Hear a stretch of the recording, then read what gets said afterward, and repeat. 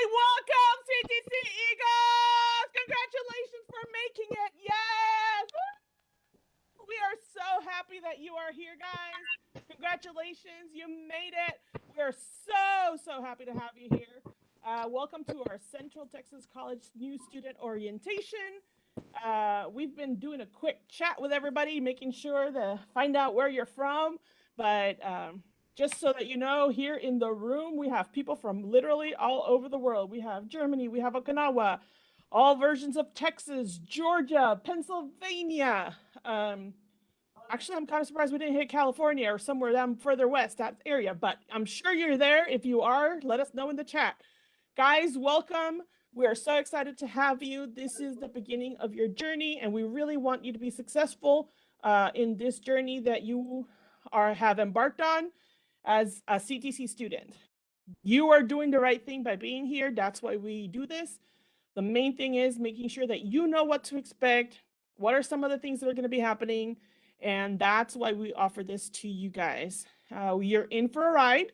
We have a lot of information to share with you, so buckle in. If you have any questions, put it in the chat. We have a lot of people monitoring the chat to help answer any questions you might have. If you're seeing us live from Facebook, please go ahead and also type things in your chat. We're going to be monitoring those as well. But the main thing is that you're here and we're going to make sure that you're successful. My name is Mariceli Santiago. I am the Director of Student Life and Activities, and it is my job to be the very first one to welcome you aboard. So yay, welcome aboard. We're very happy to have you. But there's a few other people that really want to say hi to you. And one of them is our fearless leader, our Deputy Chancellor that oversees student success, as well as a few other things. But we're going to go for student success. Yes, that is our fearless leader, Dr. Robin Garrett. Yeah! Thank you so much, Mariceli. My goodness, this is my favorite part, hearing about where everybody's from and what everybody's taking. It's so exciting to hear about the students. And when I get to meet you guys in person, when you're on campus, or if you came to the open house, it was thrilling to me to talk to the students and see what their goals are and to learn about you. I know every single one of the staff and faculty that are on here is so into hearing that from you, and I could see the excitement on their faces when you're talking about their departments, because everybody here is here for you, and we adore having people come to these sessions. It brings us excitement to be part of you. Oh, my phone's ringing. I gotta mute that. To be part of your lives. And so thank you for being here. On behalf of the entire executive team and Chancellor's Cabinet, I want to welcome you to Central Texas College and to this new student orientation. Note that you don't have to end your orientation here. Keep asking questions. Come to multiple orientations. Come to the campus. Call. We are here to serve you. We're here to support you, and we want only the best for you. We want to help you reach your goals. So thank you for choosing CTC, and I'm so glad you're an Eagle. Bye. All right, thank you, Dr. Garrett, for welcoming on our students. And now to my other fearless leader, who actually takes me on wild rides sometimes, but we have so much fun in the process. Welcome, Dean Julie Starkey, Dean of Student Success and Persistence. Hey everybody, I'm Julie, as everybody calls me around here, and I look forward to getting to know you. I don't know if you're going to be here on campus, because you guys are all over the place, which excites us so much, but I want you to understand that yes, we are a campus that works with you in person, but we also are more than willing to work with you virtually and online, and all of the services and opportunities that you're going to hear about today. Please know that all of those can be tailored to meet your needs. I wouldn't do my job if I didn't start this off with a student success discussion with you. I always give my very simple tips to be successful, because that's what I want for you. My ultimate goal is I want to see you at graduation. I love this, and I love like our welcome week and everything that happens at the start of the semester. but I really want to see each and every one of you at graduation. And for that to happen, I need you to follow a few basic tips. You're going to get a lot more really great information from the faculty and the students and everybody else that you talk to today, but these are just basic, and they're going to probably reiterate all of that. Number one, pretty basic. What do you think it is? Go to class every day. And when I'm talking about go to class every day, I don't mean just physically go to class. If you're in that online class or that other class, you've got to log on and participate and do everything and check that out regularly. You can't check in one time and then skip out and not do anything else. You've got to be a regular participants. You've got to own your educational experience from start to finish. So I want you to be really involved in that. And I think you're going to hear that from your faculty as well. I need you to turn everything in. Your faculty are going to show you a syllabus and how a syllabus works and how you get your course grades.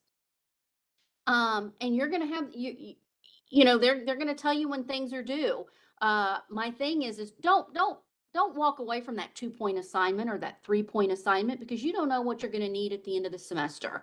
And so I want you to take every assignment seriously, and I want you to get it all in. And if you need help with those assignments, that's where you reach out to some of the resources that you're going to learn about today, because there's people, again, in person, but also virtually and online, that can help you with everything. So I want you to turn everything in. Most important resource for you that you're going to learn about is your faculty. Are the faculty members that teach your classes. You've got to get to know them. You've got to reach out to them. You've got to ask them questions. They want to get to know you. Please get to know them. They are the ones that are going to tell you what you can and can't do in that class and how things work. So make sure you know their email or their phone number, their contact information, and get to know them. And the only other thing last that I'm going to tell you is you're going to learn a lot about resources today, and I want you to use them day one. I don't want you to hold off till midway into the semester or 4 weeks into the semester. I want you to go to the library website today, and I want you to check it out, and I want you to see all the cool things that the library has to offer. I want you to, if you're struggling day one, the faculty says something about a subject, a content area, and you're worried about it, I want you to reach out and go to tutoring and get help. But you're going to learn about all kinds of resources that we can help you with. And I want you to use those starting day one, the day you walk onto campus, the day you log onto your class, and I don't want you to put it off, okay? Guys, I'm so excited you're here. I'm going to be here. I'm going to be working the chat. Ask all the questions. Ask me anything. It doesn't matter, please. We're so glad you're here, and we want to make this transition as smooth as possible. So good luck, work hard, and I'll talk to you in the chat. All right. Thank you, Dean Starkey. So I'm going to go ahead and share with you guys kind of what the plan is for today really quickly, so you guys have an idea as to what to expect. Share that real quick. All right. So, okay.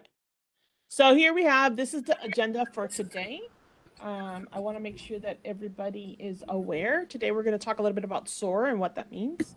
Talk about Eagle Mill as well. We're going to have a Blackboard overview and a faculty panel. We're going to talk about financial aid, what that means. We're going to talk about academic advising, Eagle Self-Service, a little bit about campus police and safety, conduct and resources, and then we'll get to, get to ask any questions that you might have so that we can go ahead and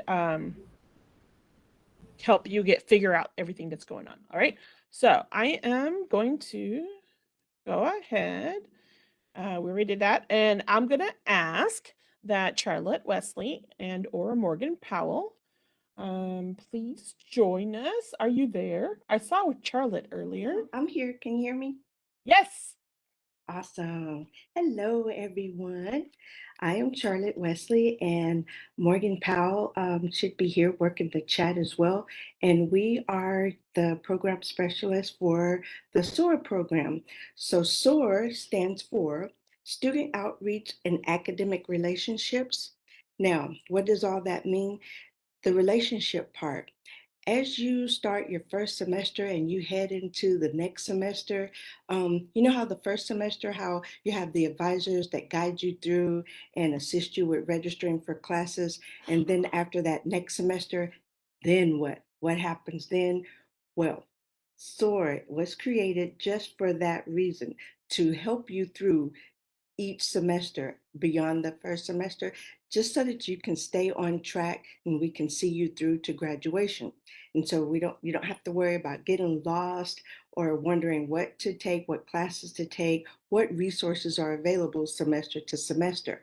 So part of SOAR's values are collaborating with other departments, with other areas on campus to make your college experience an enjoyable one and one um, that can be everlasting and one that can have positive results for you. So when I speak of other departments, I'm talking about connecting with financial aid. So if you've got financial aid questions, when we have SOAR events, you can get firsthand um, experience with financial aid and with academic advising. We also have career services. These are all departments that make up SOAR, and we're here to help you, the students, get from semester to semester and see you through to graduation. So I know I've said a lot, but the main thing that I want you to remember is that you don't have to do this CTC, your education journey, all by yourself. There are a lot of different departments, and we're all here to help you. Awesome. Thank you very, very much, Yes. Charlotte. We Morgan, do you appreciate want to expound on the different resources that we have available for SOAR members right now? Is she there on the chat? I haven't seen her yet, but I do. Oh, her mic is not working. Okay, her mic So is not she's working. in the chat, but her mic's not working. Okay. It's okay. We'll make it work. Yes. But So Morgan has a lot of great information for you guys. She can definitely help you.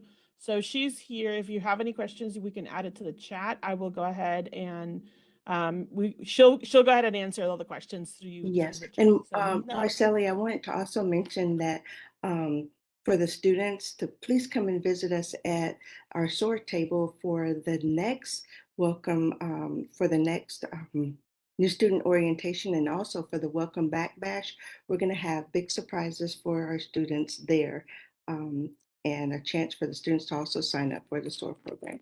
Hey, excellent. Charlotte, one question that came through on the chat, which probably applies to a lot of the people in here. Does this apply to military students who are taking classes online?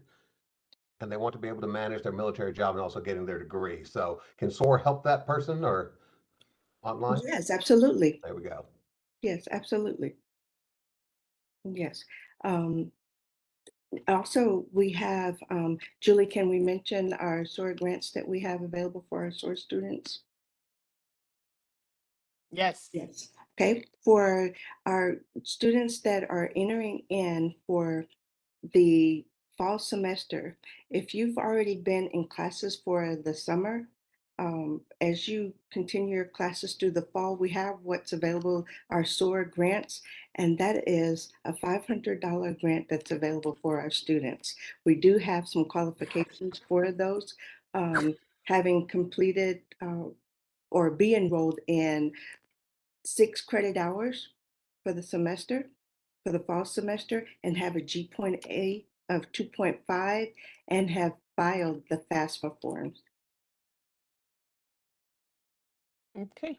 Okay, and this application is going to be available in eTrieve.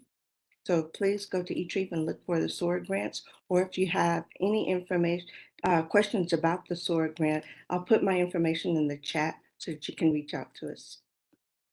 Excellent. Thank you so much. Mhm. Any other questions that are pertinent to that? I don't think I've seen any. But I just want to make sure. Cool. We have questions coming up, and I saw that there is one on Facebook. We will go over that in a little bit, so just hang on with us, okay? We want to go ahead and get it addressed in a little bit. So next, we're going to talk a little bit, we're going to do a quick video on our TTC Eagle Mail and what that means. And I was hoping that also the faculty, Dr. Reese, I'm going to show the video. Since you're next, can you kind of touch on that a little bit? Okay, so I'm going to show the video real quick, and then we are going to go ahead and discuss Eagle Mail and how that works. Oh, I did something wrong. Let me stop sharing real quick. I always forget. This is one of the ones that we have to share the audio. Yes.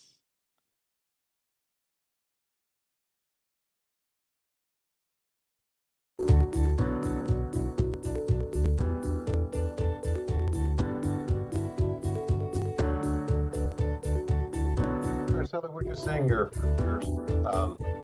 desktop. Okay, one more time. Google. It's a very busy desktop.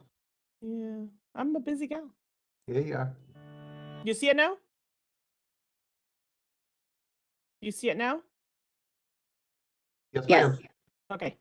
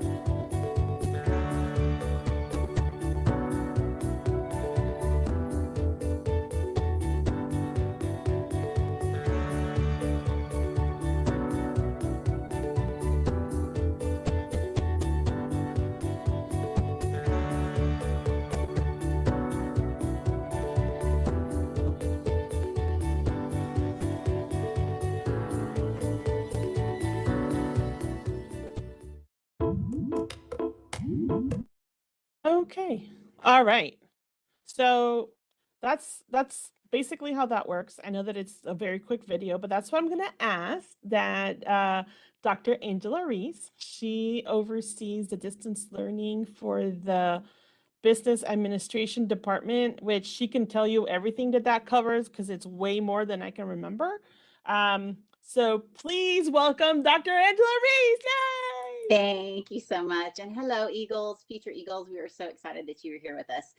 Yes, I do oversee for online education, business administration, part of hospitality, homeland security, paralegal, real estate, marketing, human resources, accounting, and logistics. Now, not all of those do I directly supervise, but you can reach out to me. That's why I kept putting my name in the chat under Calvin Hobbs.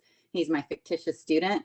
But you can reach out to me if you have questions about any one of those, and I will make sure to get you in touch with the faculty members that are over any of those. So please, as Dean Starkey said, immediately ask questions. If something that I'm showing you isn't making sense, please sure to type your questions in the chat, and I'll be trying to monitor that at the same time that I'm talking. So how important is email? Well, that's a form of communication. So please make sure to, when you get the email from the CTC IT folks telling you that your Eagle Mail is ready. Now, if you were actually reading the verbiage that was on that, it said that a few days after census, and you're probably thinking, I don't know what that is. Well, census date is the date that we say you are officially enrolled in class.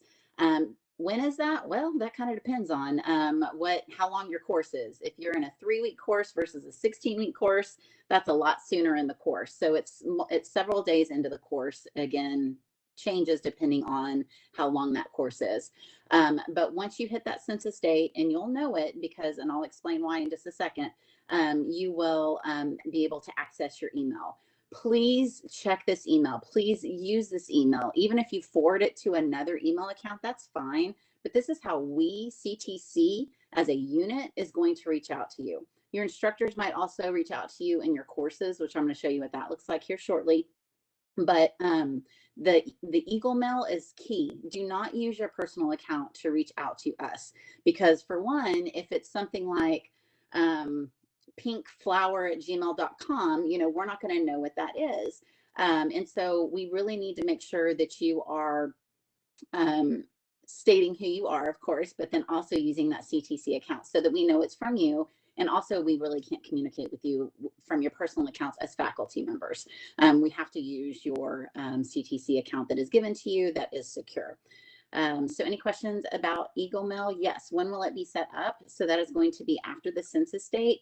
And I'll show you once I get into Blackboard, that's my next thing to cover, how to find out when that is. Other Eagle Mail questions, Marcelli? Oh, no, I can't hear you, but I'm guessing you're saying no. No questions. Okay. But if anything were to pop up, then we can go ahead and address it while you're talking about Blackboard, because it really goes hand in hand. So. Okay, perfect. So the next thing that I'm going to be talking to you about is Blackboard. So Blackboard is our virtual classroom that we have at Central Texas College. Other colleges that you might have gone to, you might have seen Canvas or Moodle or some of the other ones that are out there, but we use Blackboard. Again, that is our virtual classroom. So those of you who have not taken any classes with us that are brand new, do not try to follow along with me once I'm in there, because you don't have access yet. You will not have access until 3 days prior to your first course beginning. So if your first official course is going to be on the 21st of August with us, you will not have access until that Thursday prior. Sometimes it's on Friday. So, or a Friday prior, I'm sorry, that's 3 days. So that Friday prior, you will be able to access your Blackboard course. So please just kind of watch what I'm doing, take notes. And then also we do have a excuse me, a recorded version of going over Blackboard. It is dated though, so most of the things you'll be able to catch on with. There's just a few things that have changed, and I'll point out what that is as I'm going into Blackboard. So how do you get there? First question, right? Well, there is a direct link to Blackboard, but I just wanted to show you a couple different ways to get to it from the CTC homepage. So that is ctcd.edu. Once you're here, you can go under Student Tools and click on Blackboard. You can also scroll down all the way to the bottom under your helpful links and click on Blackboard, or you can just type it in ctc.blackboard.com. So even if there's something going on with our website momentarily, you'll still be able to access your course by going directly to the website. So once you're here, your username is going to be your student ID. And then your password is going to be your date of birth, month, day, year, all 2 digits. So if you forget that, excuse me, I'm so sorry. If you forget that, you can click here to see how to log in, but just again, your CTC ID and your date of birth. So once you enter that information in, it is going to bring you to this landing page. Okay, so this is your home page for Blackboard. So when you log in or if you were to watch the video that I've recorded, the long version of it, this is the thing that will be different. Okay, this is something new. It's something to be able to allow you to see kind of a full picture of what's going on. So this is basically our institution page. So you can see here at the top, Calvin Hobbs, that's me. He's my fictitious student, and I have information about him here. You could see your own there. Activity stream. That's telling me out of all the courses Calvin's enrolled in, what has happened. So it's telling me that there was an announcement. It's telling me that some things were graded. So it just kind of gives me a general overview of what that is. Next is going to be courses. So it shows me here all of the current courses that I, Calvin, am enrolled in. I could also click on right in the center where it says current courses and change that to any of the prior or upcoming semesters. Now, you can't access old courses, but you can see that they're there. After a certain time, you're no longer able to log into those, and I'll show you what that's going to look like here in just a second too. Calendar. So for Calvin, he's not enrolled in any classes that have any due dates this week, but if he was, then that information was going to be there as well. Below that, you'll see messages. So Calvin's enrolled in, I think, about 40 classes right now. So you can see all of the messages that Calvin has gotten over time and the ones that are newest, the things that he hasn't read. We can also check out Calvin's grades. If we wanted to see that, there's a better way to look at your grades that I'm going to show you. This assist area, this is going to have great information. So if you forget how to find some of those resources, here they are, easy to find. So if you want to go to the library or career services, if you need a math tutor, all of these amazing things now are all in one place, so you don't have to go searching for them. I'm really excited about that. And then the tools, this bottom area here, this is something that you can set up on your own. If you wanted to do a portfolio and goals, this again is something that you would be responsible for doing. So I'm going to go back to the courses now so you can see what it actually looks like to get into one. Now I'll show you this top course right here. This is my office management course, or Calvin's office management course, that starts on the 21st. Because I am, Calvin is already a member, he can see his future courses. Since you are not yet brand new students, you don't have this right now, but in the future, you'll be able to see this. And if you click on it, it says, uh-oh, you can't access your course right now. Please try again later. So Calvin can't access this course until 3 days prior. Now the course below it, this marketing course that you see, this course is still going on. So I'm going to log into this course, and you can see in this course, we go directly to our announcements. So one thing that I like to always tell students is read all of the announcements and check your messages every time that you log in. Because some instructors, as you can see here, I am kind of a crazy announcement person. I like to do several each week. So this is just how I like to communicate as a whole with my students. Other faculty members don't like to do that. They prefer to use messages and email. So once you get in there, you'll see how your instructor has things set up. Now on the left-hand side, most of this information will look fairly the same in most of your classes. They might call it something different, but this top part is pretty much standard in all Blackboard courses. You'll have your start here that I'm going to click on, but I'm not going to really give you time to read. I want you to, when you have time and have access, to go through and look at all of these various overviews of the different areas for Blackboard. This is just general information. Once you read it once, you don't need to read it again. Below that is BioSig, which I'm going to come back to that one. Of course, we have our announcements. We have the ability to message anyone in our course, which I'm not going to show you this, but if I wanted to create a message in this upper left-hand corner, I could, but this would show you everybody that's enrolled in this course, so I do not want to do that. You would also see here if you had any messages from anybody in the course, whether it's from your peers or from your instructor. Below that, you have your instructor information, very dated picture there of me. But it gives you information about when the office hours are, how to get in contact with your instructor, what if you have a problem, what should you do? All of this information is right here. You can also see that I have a special note saying the best way to communicate with me is through messages. Another instructor may say the best way to communicate with me is via email. So make sure to check that out at least the first time you get into each of your courses, just to understand what's going on. Now, my favorite section, the meat and the potatoes of the whole course, right? So we have got basically what we need to be successful right here. Number one, our syllabus. It is the road map, the Bible, the everything you need to be successful in the course. It is going to tell you exactly what you need to do, when you need to do it, how you need to do it, everything. Okay. So syllabus page 1, excuse me. This is fairly standardized in that you have your course introduction, so you know what your learning outcomes are going to be. Then you will see the course materials that you need for the course.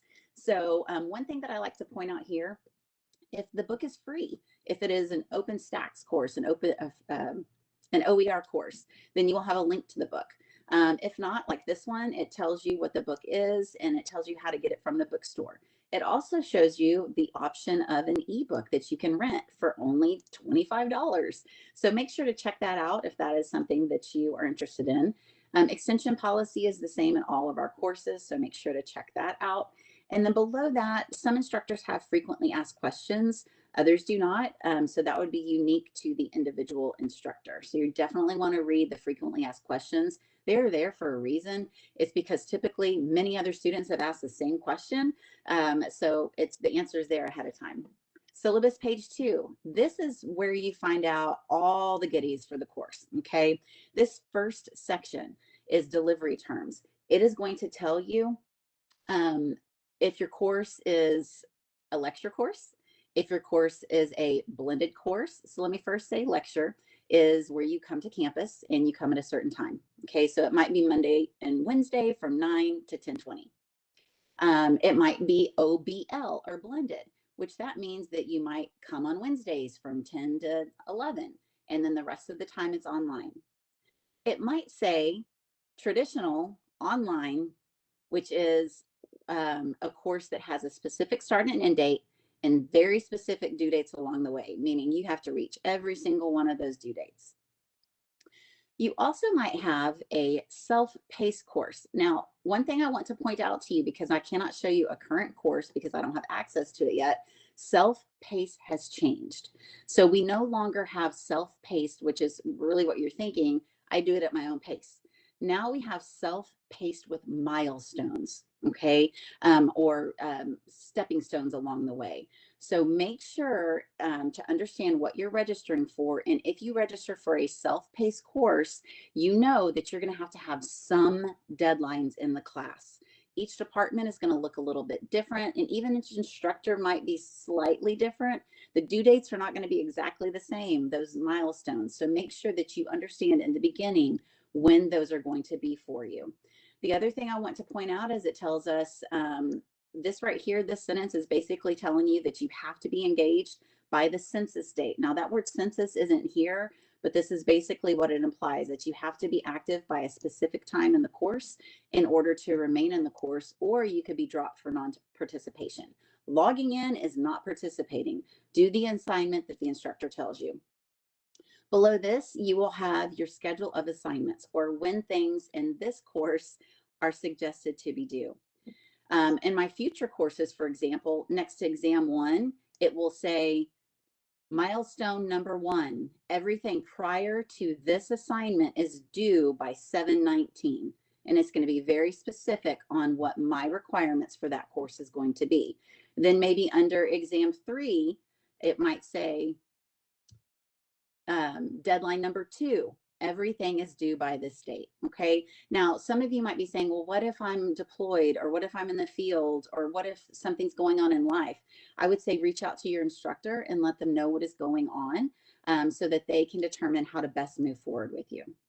Below that, you will see your exam information and, of course, how you figure out what your grade is going to be, all the good stuff. From there, we're going to go into our lessons. This is where I told you that I'm going to come back to BioSig. So BioSig, basically you create a password the very first time you log into a course. You will only do this once and you will use it your entire course. I have had mine for 12 years now. Calvin has the same one that I have. I haven't tested it as Calvin in a while, so we're going to see how it works, but you at least are going to get to look at it. So I'm going to click on BioSig lesson verification. So since I've already created mine, it's just going to ask me to type mine in, but I'm going to draw mine in. So you can use the exact same one that I'm using, because basically it is tracking how I am doing it unique to my, oh, it didn't work. Hang on. Let me not talk and do it at the same time, because I normally don't. That's going to tell me no again. I'm not drawing it very good this time, am I? Oh, there we go. Okay. So I got my BioSig complete, and now I can see all of my lessons. So this is where I can dig into each one, and then I'm going to be able to see all of those things from syllabus page 2 in detail. So it's going to tell me about every single chapter. I'm going to have some PowerPoint presentations, maybe some videos. Sometimes there's e-chapters that are available. It's going to tell me those graded assignments, and then it's going to let me do each of those assignments by clicking on each one of these. So once you get into your class, make sure to really get in there and look to see what's unique about it. It might say weekly assignments. It might say units instead of lessons. But once you do that first time, that BioSig, you're going to be able to then, of course, access everything. Now, some instructors might have it in other areas too. Be sure to look out for that. Below this, these are going to be unique to the course. You might have a discussion board. You might, for this course, we have a marketing plan. There might be a case study. It all varies based on how your instructor has that set up. The only other thing that I really want to make sure to point out to you is My Grades. When we go to My Grades, you are going to see your progress and how you are doing. So Calvin's doing pretty poorly. He's got a 0% right now. He is not doing well because he hasn't turned in any of his assignments. If he had, instead of this dash right here, it would give me his grade. It would also show me if the instructor had given me some comments, there'd be a little blue conversation bubble that I could click on to see the comments. If there's a rubric, there'd be a little rubric I could click on to see how I got my points. And if I only got a 30, why? Why did I get a 30? Well, if I click on the rubric, it's going to show me why I only got a 30. So, oh, here's the rubric I can show you for discussion 1. It's going to show you what that breakdown is. But if I actually had a grade, it would allow me to, excuse me, see what I got for each one. So this is a very important area to make sure that you check out and see how you're doing. One final note for this, some of your discussion boards or other assignments might have multiple requirements to it. Like you might have to do an initial post and then reply to your peers. So right here where this dash is, if you see just a blue circle, that means you're not finished. If you see a white exclamation point inside of a yellow circle, that's going to tell you it's complete and it's waiting on your instructor to grade it. So you don't have to email your instructor and say, hey, did you get my assignment? It's not graded. Well, you can go there and see, yes, that they got it, but they just haven't graded it yet. It will change from that circle to the grade once they have completed it. Marcelli, do we have any questions or anything I need to go back over? I have Brandon saying, just to clarify, new students don't have Blackboard yet, correct? Correct. So new students will not have Blackboard until the Friday before the first class. If your first class starts on a Tuesday, then that would be on a Saturday. Let me see. And while you're I- looking, one other thing that I wanted to show, this upper left-hand corner, you see that X that's inside the purple? If I click on it, it's going to go back to my landing page, and then I can access my other courses.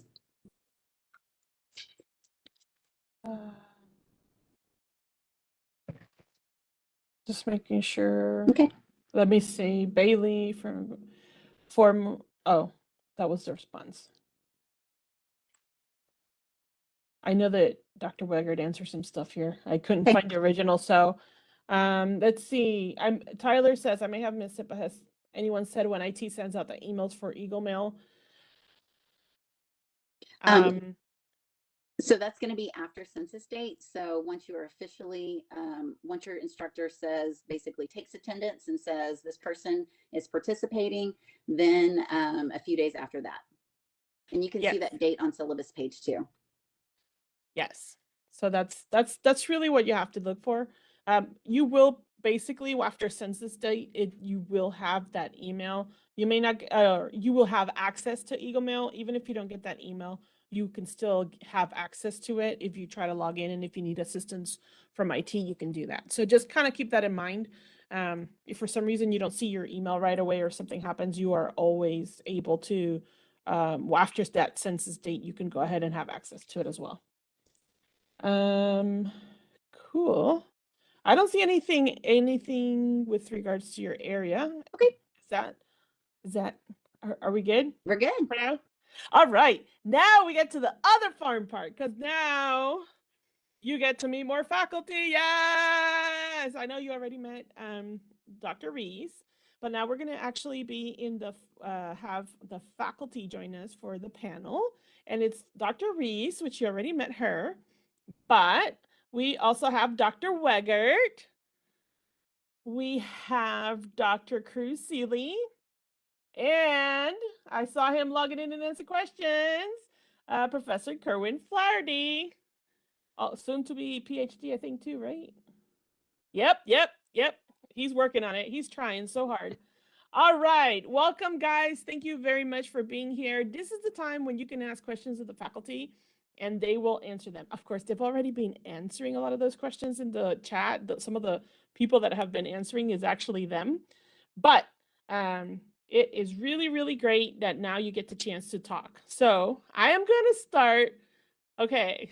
I see you, Dr. Cruz. You're ready. You're getting your drink on, because I know you have some tips for all the students to be successful, right?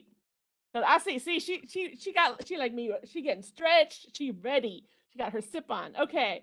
If you had one tip for the students, what are your tips for the students to be successful in school? Sure. Can I share my screen real quick? Go ahead, because I know that was coming. That's why I'm saying I can see you flexing already, getting ready. Getting ready for it. Let's see if I can. I don't want to like do the whole presentation. I'll just share so you can see it. Just let me know when you Okay. can see my screen. It's thinking. It's thinking. Yep. Oh, there it is. You can see the PowerPoint? Yes. Okay. My number one tip is time management. Okay. There's no bosses on, right? No. Julie earmuffs, okay? Okay.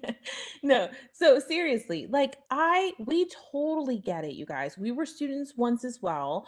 I am a military brat and I also married someone who was in the military, so I get it. I do. I grew up in Fort Cavazos now, used to be Fort Hood. I grew up here, so I understand. And I assure you that your instructors understand as well.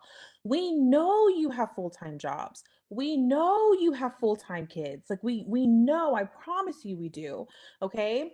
But we also know that you have this goal in mind, right? You have this goal in mind to become a nurse and all those awesome things that we saw in the chat and we're super excited about. You have this goal in mind to get that accomplished and you have to make it a priority as well. You have to make time for it. Okay? It doesn't happen overnight. Look at this. Do you see all this? This took time. Okay? I didn't wake up like this. This took a lot of time for me to get to where I am and be able to and soon to be Dr. Flaherty. It takes time. It's a lot of work, okay, to get to where you want to be. So you have to put in the time. So time management is like the number one thing. I can teach you math. I can get you through it, but you have to put in the time. You have to practice. You have to make sure you're putting in that quality work. How do I do that? Well, the strategy is to get the most from the class is like in the beginning of the week, you guys, like I don't even get it how y'all do stuff without a planner. My planner is literally one hand away from me grabbing it because if you don't have like your planner and you just plan everything out, I wouldn't even know what to do. I would lose my hands if they're not attached to me. So I have to have a planner in order for me to be able to carry on throughout my day. Put your time fixed commitments, okay? You have to work. I get it. You have to cook. You have to feed your kids. It's frowned upon if you don't. Like, I get it. I get that you have to do that. But then you have to find those moments of time where you can sit down and knock stuff out. Find out the resources that are out there for you. We have online tutors if you're an online student. We have tutors there. We have workshops. We have things that you can do to get that extra assistance. So make sure that you're reading your assignments at the beginning of the week, what's expected, reaching out to your instructor saying, okay, let me just make sure I understand everything I have to get accomplished by this week. We are there to help. Towards the end of the week, you guys, you should be done. For those of y'all who start your work at the end of the week, I'm sitting here eating popcorn, just seeing if you're going to get it all done. Okay. Because it's a lot to do. It's not meant to be done in a day. So you need to make sure to spread it out. So get a planner, okay? Whether it's digital, I like to check stuff off. So that's why I have a physical one. But hey, I work from 6 to 6, then I have to cook dinner. I can give you an hour of my time. I'll take it. I'll take the hour. Watch some videos. Make sure to post a discussion. Start going through the lessons. Tuesday, I take my kids to school and I work to 10 to 10. I have no time. Okay, I get it. Oh, Wednesday, I'm off. Wednesday, you're off? Oh, you're off? Then the majority of that day should be mine. Okay, so you should be sitting down and knocking that stuff out. A lot of students say, oh, when's me time?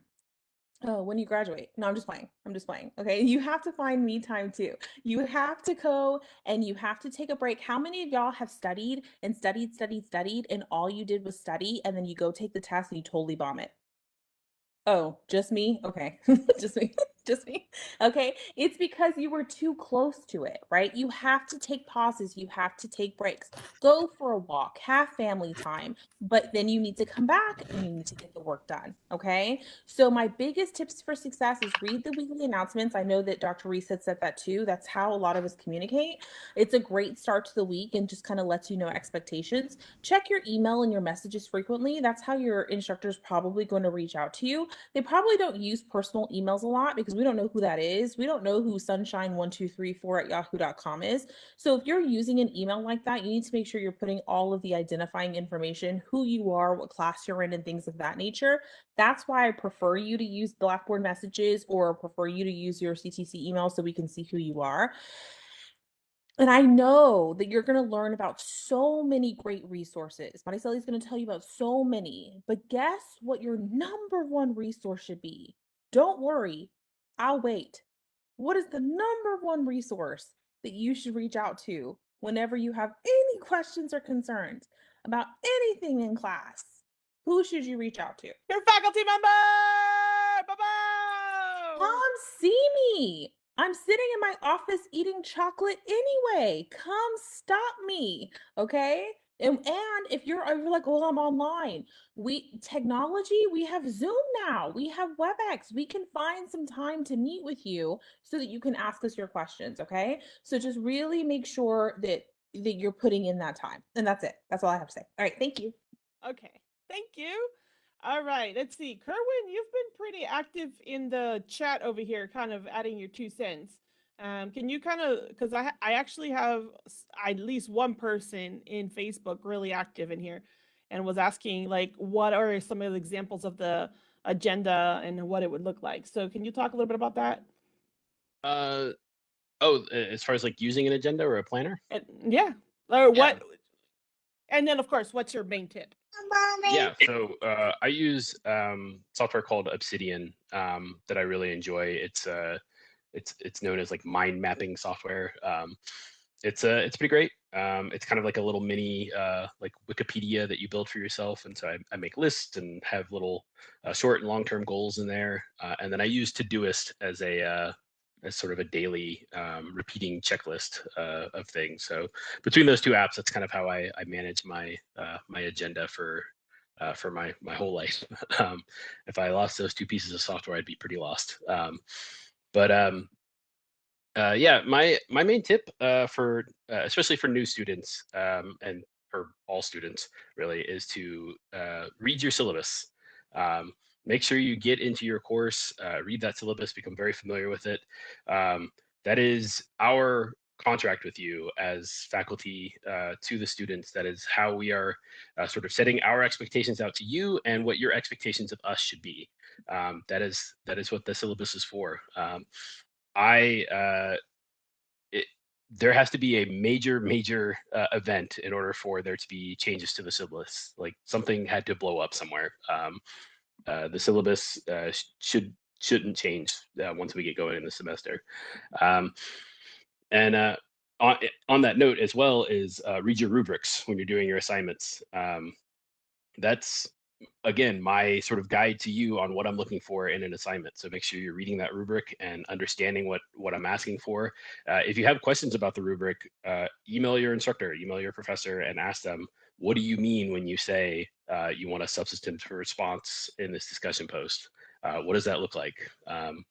Because that could be vague for some people. So ask those questions. And I get paid to teach you. So don't worry about bothering me. You're never bothering your instructor. I look forward to communicating with students in person and online, and so it really is very important for you to try to build that relationship, because that's one of the important things that you learn at school is how to have those professional relationships, those academic relations with folks. So make sure you're engaging in that. But yeah, that's pretty much it. Thank you. Last, well, not really last, but not least, Dr. Weggert, can you give us, I know you've been really active helping some of these students out here too. So can you give them a hot tip? Yeah, this is a hard part because there's not one tip that I'd want to give you. There's like a dozen, but what the others have already said, that's a big one. Communicate. And communicate early. But also, you may have heard the old saying, work smarter, not harder. If you're doing something and it's not working, reach out to your instructor. Ask us, say, hey, this is what I'm doing. This doesn't seem to be working. Is there any tips, anything I could do different that you think might help? Because one thing, we can help you, but we can't do it for you. We are kind of like a coach on a basketball or football team. We can't go out there and play. All we can do is guide and help. So we can help you do better, but at the end of the day, you've got to take the test. You've got to take the quiz. Our job is to try and help you learn the material and understand it so that you do better and do succeed. But if you wait too late, we may not be able to help much. I had a non-traditional student a few years back who came to me at the end of the semester and said, I'm failing. I didn't want to bug you all semester, but I'm just not getting it. Well, by that point, it was too late. The student came back the next semester and came to my office, in some cases, 2 or 3 times a week. When she wasn't understanding something, she said something right then and there and got help. And she passed without problem. If you say something, we can help. But if you don't say anything, we can't read your minds. We can't help you unless you let us. Let us know that this is where I'm struggling. So please communicate, reach out, because we may look at what you're doing and have, a couple of tricks that have worked for other students in the past that for you may suddenly make, this huge pile of hard work into something smaller and manageable by having you do it in a different way. So please communicate. Dr. Reese, anything you want to add? Because I know you talked a lot about other stuff, but I know you always have something. I'm just going to reiterate, communicate. Plain and simple, communicate, ask questions. We're here to help.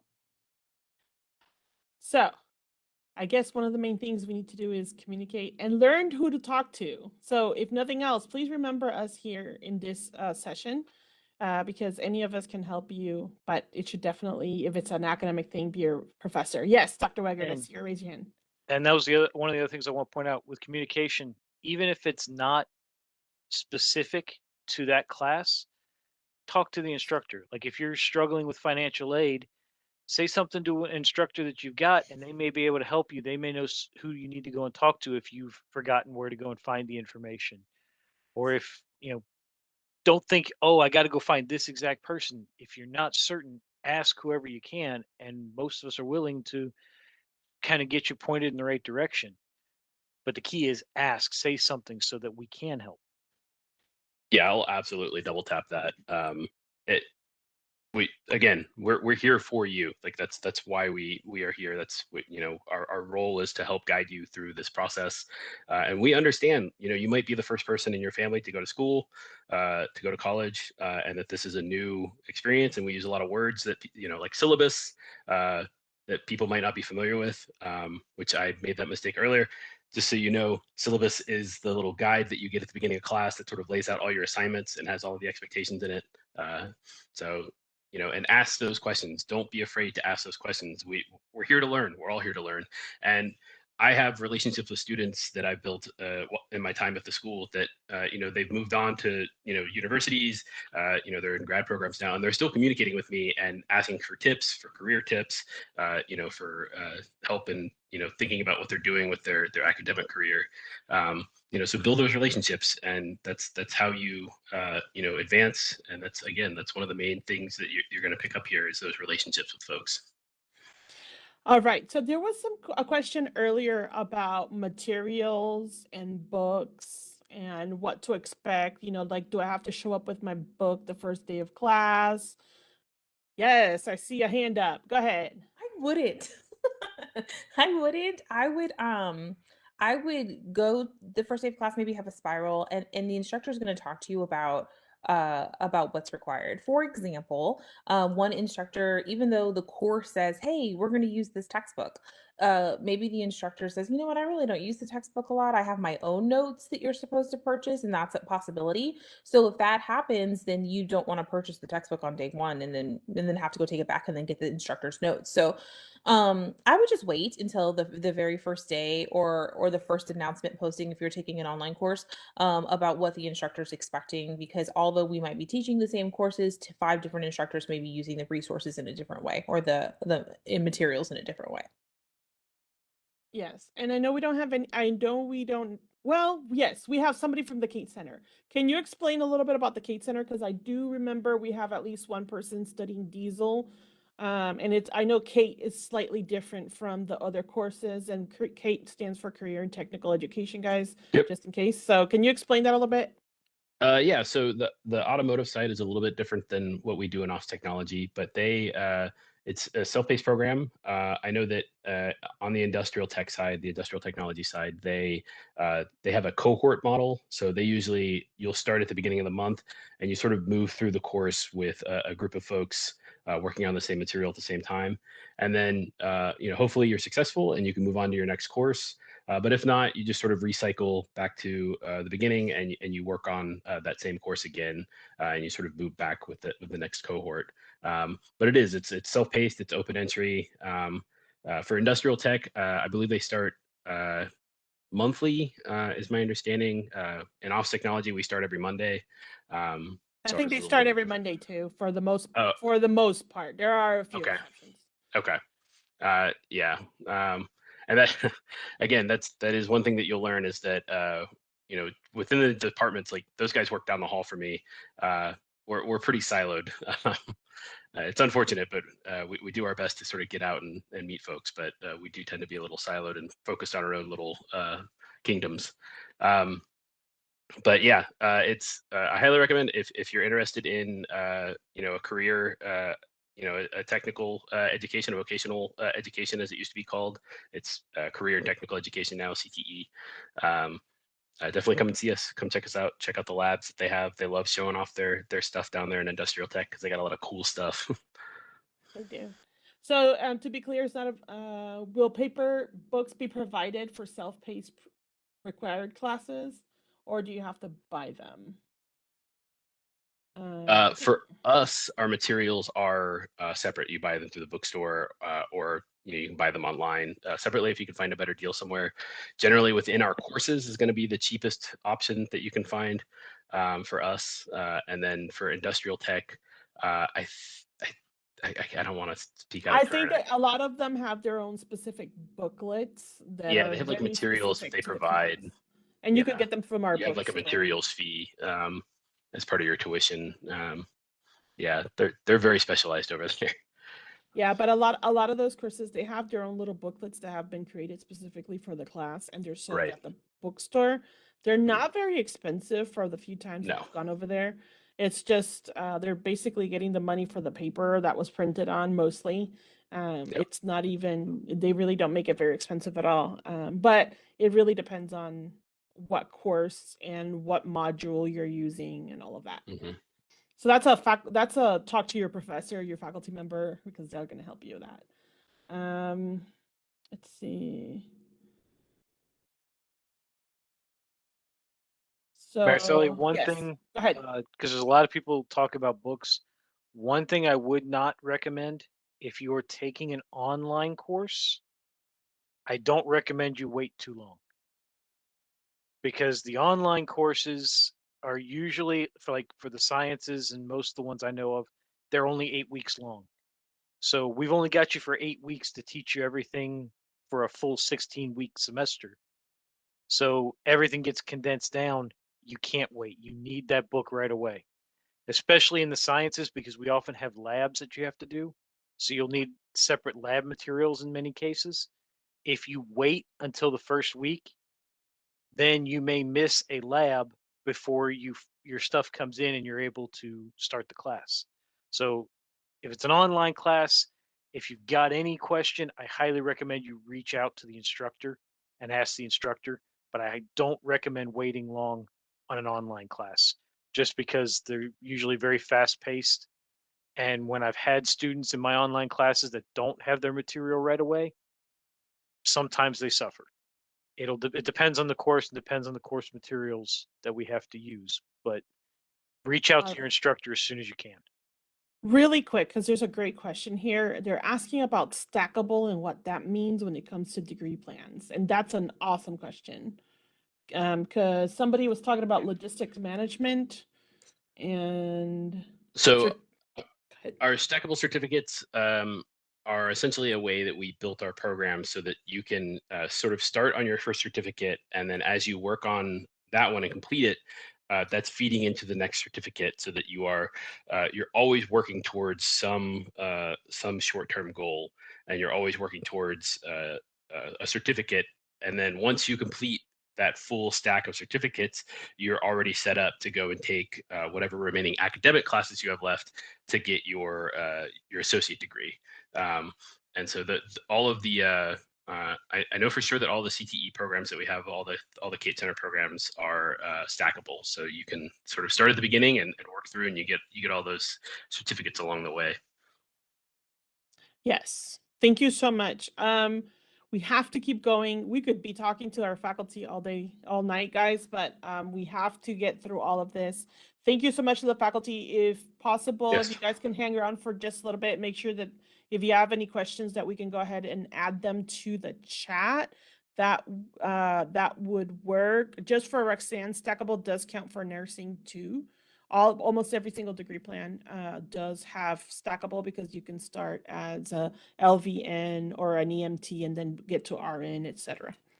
Thank you, faculty. You guys are always awesome and you always show up for these things, and we couldn't do it without you guys. Thank you for everything that you do. Now, I have already been fielding financial aid questions, guys. So I know you all have these questions, and we are here to help answer them. And I know I see Pearl popping in. Pearl Creviston, she oversees our financial aid. So, Pearl, we have questions, you have answers. Please help us out. All right, ready for me to start? Yes! All Woo! right, Come on, hey. Pearl! Good evening, everybody. I want to thank you for being here. It looks like we have an amazing audience this evening, and a lot of students do have questions about financial aid, but what I'd like to do is just go ahead and cover some of the questions that pertain to the here and the right now when we're getting ready to start a term. So we are right here in front of the fall semester, and many of you have already completed a FAFSA application and may or may not quite understand that process, which is really important to you right at this moment in time. So the way the FAFSA works, you do that with the Department of Education, then the school receives the file. When we tell you by email that your aid file is complete, that means we have awarded whatever eligibility you have from the Department of Education, and that is sitting on what's called an award notice in Student Self-Serve, Eagle Self-Serve.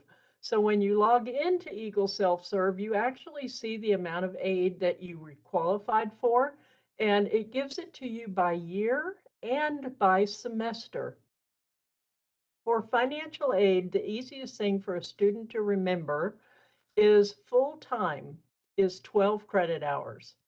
So you basically take the amount of aid that you have and divide that by 4 each term, and you can estimate that's how much financial aid you'll get for each 3 credit hour class you take. So if you, for instance, have $2,000 in the fall semester in Pell Grant, that's the free financial aid, we are going to transmit that money to the business office 10 days before the classes start. For anything you're actually registered in that is on your degree plan and fits within the fall semester, which means for fall that those courses end by December 31st. So 10 days before the classes start, we'll transmit that money. So I see there's Alexis signed in. So let's say Alexis has $2,000, and I'm just making up numbers. Alexis has $2,000 for fall, but she's only in 6 hours right now. She's starting off slow. She doesn't want to take a full load. So we're going to transmit half of that, or $1,000, to the business office 10 days before her classes start. The business office will automatically use that money to pay your tuition, and then they'll make the balance of what's not used for tuition available at the CTC bookstore. You can charge your books against your balance by using your CTC ID number. So when you go down to the bookstore or you're ordering online and it gets to the point where it says, how do you want to pay? You're going to use the financial aid option, but all you're going to do is put your CTC ID number in. If you're in person, you'll show them your ID card and they'll deduct that balance. Then, about 30 days after classes start, anything of that $1,000 that we transmitted that was not used for tuition or books will be sent to you, the student, as a balance check. And that, again, is typically 30 days after classes start. So any remaining aid will be sent to you as a balance. And we strongly encourage you to sign up for direct deposit. paper checks can get lost in the mail, you could move, you could have issues, and the safest, fastest, most efficient way to receive those balances is through direct deposit. So you want to make sure you sign up for that, and you do that on the finance page of Eagle Self-Serve. And under the finance section, there is a place to enter your routing number and your account number. So that is the overview of financial aid and how it works. Now, I did mention Pell Grant, but students may also have student loans, scholarships, and other sorts of funding, but all of it that is awarded on your student self-serve page under your award notice will be treated the same. We will transmit all of it 10 days prior to the start of your classes. Loans work a little bit differently on eligibility. For a student loan award, you do not have to be in 12 credit hours to receive the full loan. In that case, you have to be in a minimum of 6 hours. Then your loan will transmit. Same process, it goes to the business office, they apply it to your charges, and then you would actually receive a balance check again about 30 days after classes start. One thing to keep in mind, if you're a brand new student and you did use student loans, there is a mandatory waiting period of 30 days before the loan funds will transmit. That's a federal requirement, and it is only once in the lifetime of a lender, borrower. So whenever you borrow loans for your very first time ever, then you do have to wait 30 days for those funds to transmit. The business office will, however, allow you to stay in those classes as long as the loan amount covers the cost, which in most cases it definitely would at CTC. Scholarships, Pell Grants, student loans, all of those funds transmit pretty much the same way. And one of the additional things that we're trying to get the word out to students about is there are additional aid sources from the state of Texas. For instance, we have TEOG. We have other funding that we have, we call it set aside funding, CTAG. There's all sorts of different names for it. However, as a student, what we will do is identify whether or not you're eligible. If we send you an email, we're going to send it to the email address on file. So if it's your Eagle Mail, we'll be sending you an Eagle Mail to let you know you need to complete a state certification form. It's a very simple, easy e-form that's available on our website. You complete that form, it submits in real time, and then we're able to give you any possible additional aid. We have, sitting here at the end of this year, I can tell you it's summertime, summer's almost over, and we still have quite a bit of this aid that we're trying to, what we say now, get rid of, because we haven't been able to get students to complete the forms. So without the state certification form, we can't award the additional aid. So pay attention to your CTC email. Please, if you're using a current email now that's one you'd rather use, when you're assigned your Eagle Mail, you can have it forwarded to that favorite email. But you want to make sure the single most important thing you can do as a student is check your CTC Eagle Mail whenever you are assigned that one, and make sure you watch it regularly, because any updates, any changes in your accounts, anything that students or faculty members are trying to contact you about, we're all using your Eagle Mail. So I've thrown a lot at you, a lot of different types of aid and all of that, and I'm doing it on the pretext that all of you have already done everything you needed. You have your FAFSAs in line, you're all set, and you're all awarded. If that's not the case and you have no idea what I'm talking about, then I do want to just say briefly, the FAFSA, which is FAFSA, and I'll type that in the chat, is available to any student to complete. It will determine if you're eligible for free aid, for student loans, for scholarship aid, and other types of aid. So if you have never done one, you want to do that every single year. And for this year, that process opened last October. So we're already coming up in the fall term, and the new year, which will start next fall, is already going to be available at the end of the fall term this year for 24-25. So Lots of information about financial aid. I don't want to go over my allocated time here, but I am going to be watching the chat. If you have questions, please put those in the chat. I'll be putting my contact information in the chat, and I'll also put the FAFSA website for those of you that have never done the FAFSA or don't know what it is. So I do have something specifically that they talk about. Well, I got the email and then you're telling me that it's an e-form, and I don't think we've ever really explained yet what e-form actually means. So maybe we want to clarify what that means. Because I have somebody on Facebook going, well, I got the letter, but I don't have any attachments, any forms attached. And it's not going to be attached necessarily when we talk about an e-form. That's somewhere that you have to go to our website. So I just want to show really, really quickly, because I feel like this is pertinent to what you're hearing now and you will continue to hear. Absolutely. This is our main website, and under student tools, to me, that's the easiest way. You have all of these resources here. You hear us talk about Eagle Self-Serve, search for courses and sections, Blackboard, student e-forms, which is what Pearl is talking about, student email, and transcript requests. We're talking about e-forms. That means you have to come to this page and you're going to have to, oh, I'm logged in. But you have to log into that page, and there's a whole process on doing it to get to get access to it. That when we're talking about e-forms, that's what we're talking about. We are not talking about anything. You're going to receive an email and it's going to tell you that you have to submit the e-form. That means you have to go in there, log in, and submit the e-form. So you're not going to get the form attached to the email. So anyway, I just wanted to, let's see, we have a whole bunch of questions about financial aid. Can you talk a little bit about like the foundation scholarships? I know that that's not your thing specifically, but that is something that might be a way for, we don't really award by money by degree plan, except if it's through the foundation, correct? Right. Well, the foundation, what that is a application that you do on the CTC website. Typically, it's open every year from January to February, and you complete that, and it will qualify you for up to 3 scholarships.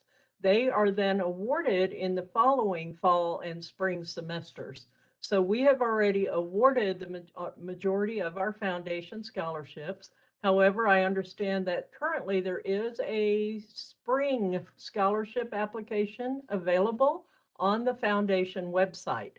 So for students that are coming in and have missed that first deadline, they can go in and do a spring scholarship application for our foundation and then see if there is a scholarship that you could possibly qualify for the spring term. And they are going to award that in the spring term.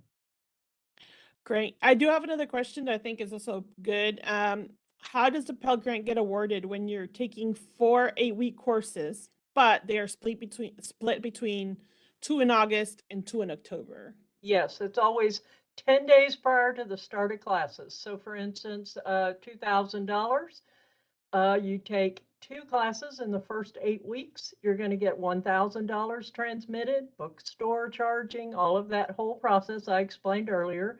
And then 10 days prior to the start of the second 8 weeks, you'll get the other $1,000 transmitted. And it works the same way again. Do you have to pay back financial aid? You have to pay back student loans. That is the only financial aid that you will typically pay back. I'm not encouraging anybody to fail or drop all their classes every semester, but there is potential of having to pay back Pell Grant if you do not successfully complete all of your classes in one semester. So there is a possibility of paying back the free financial aid if you do not complete all of your classes successfully. But all of that is done based on a timing, how long you stayed in the classes, when your grades were posted, what the reason you failed your classes were.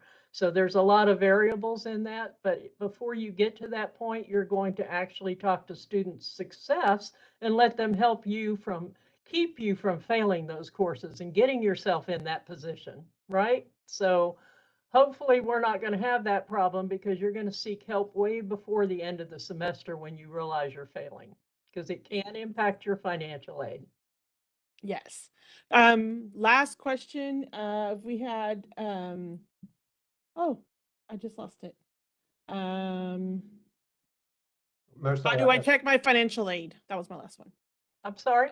How do I check my financial aid? You check your financial aid by looking at your award notice on student self-serve under the financial aid section. So Eagle Self-Serve. Bruce, you have something? I heard Yeah, you. there was another question that came through that I thought might be of interest. When using VA benefits, do I apply for financial aid too? Absolutely. You always apply for financial aid. I have students that say, well, VA is going to pay for all my classes. I don't need financial aid. That's fine, but financial aid is intended for people that qualify based off of need in their household, meaning you do qualify for Pell Grant and your VA may pay for your classes, but then the financial aid can pay for your books, your supplies, and give you money to live on. So you would still receive balances from your financial aid, even if VA does pay for those courses. Yes. I'm All sorry, right. Marcelli, I do see one other question in the chat. If we had loans or grants at another school, is there still that 30-day waiting period for the refund? Yes, the refund is always 30 days after classes start, but what I was referring to with a first-time wait, that means your student loan, you have to wait for that to even transmit for 30 days. If you've been to another school, you should not have to wait for that. You would definitely want to clarify that with our loan officer, Miss Tina Sanchez, and she will help you determine whether or not there's a waiting period. But it is once in the lifetime of your loan. So don't confuse that with a 30-day wait for a balance check. All right. So thank you very much, Pearl. As always, your wisdom is incomparable. So thank you so much for helping us here. However, we're going to have to continue. So I would like to now introduce Eva Hutchins. She is our Associate Dean that oversees enrollment management. So she's going to talk a little bit about advising and a little bit about Eagle Self-Service. Take it away, about woohoo! Awesome, thank you. Welcome. So glad to be with you all tonight and seeing all these engaged and ready to go students, because that's what I can tell is going on. Lots of questions, lots of great questions going on here. So I am over the advising area, and advising is, shortly speaking, to help you be successful in college, to get you started on the degree program that is going to lead you to the job you want. To help you register for those classes and see you through to graduation. So that's what we're here for, always. I have quite a few different options for advising, and I'm proud of that. So I'm going to show you it, okay? Let me show myself off here, okay? I'm going to go ahead and share my screen, if I can remember how to do this. It's been a long time since WebEx, y'all. I don't hate that. I've done that. Let's see. I have too many browsers open right now, so I apologize. Let me get some of these closed. So everybody here's already registered for the classes, right?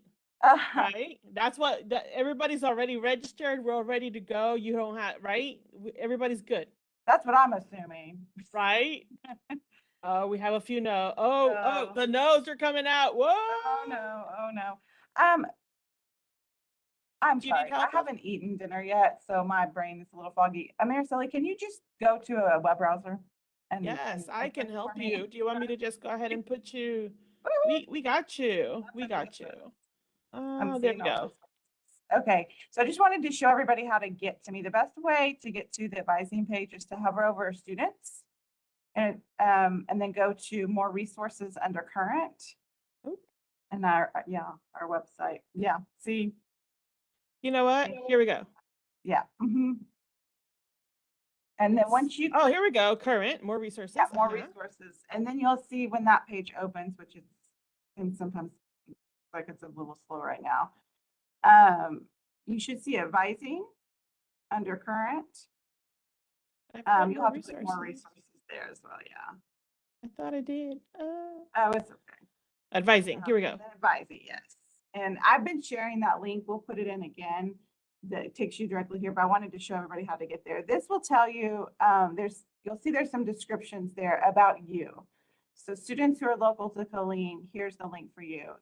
If you're not local to Colleen, then we want you to go to this other one. If you're enrolled in one of the CATE programs, we have advisors down there specifically. International students work with a specific office.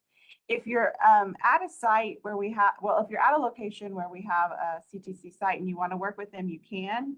If you're not here in Colleen and you want to work with the advising office off of main campus, then you would go to Eagles on Call. But each one of those has information about how to contact us, what method you can see us, and all that good stuff. So local students, you can book appointments to come in and see an advisor in person. We also accept walk-ins. I answered that question earlier. We do encourage walk-in students to arrive as early in the day as possible to ensure you can be seen. The later in the day, we can't guarantee if you arrive at 4:30 that we can see you by 5. But if you can, if you need to come in and work with an advisor in person, that is completely fine. But we also understand that you might work and you might not be able to make it in person. So we're going to work with you through email. We're going to work with you on the phone. We're going to do whatever we need to do.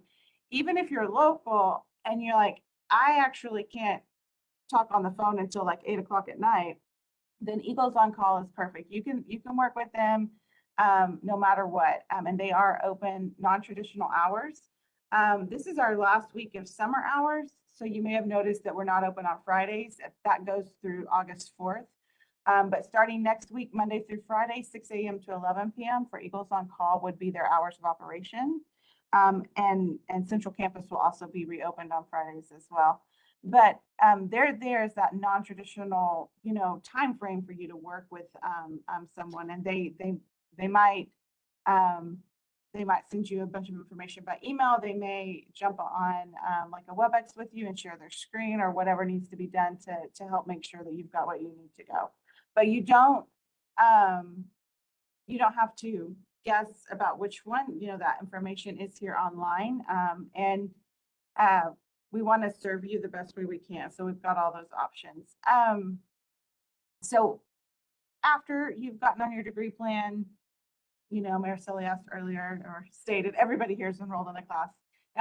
And for the majority, it sounds like it is, but some of you may not be. Some of you may still be at that point. I know one student earlier had said they were not yet enrolled. So if you're not yet enrolled and you need to be, we can definitely help you with that. Maricela, did you want me to go over self-service a little bit as well? Okay. If you want to go to self-service, Give me 1 sec. Okay. Are you logging in? Or? Yes. Okay. If you haven't ever logged into self-service, when you first applied, within a few days of your application, you got an email from our registration office with information.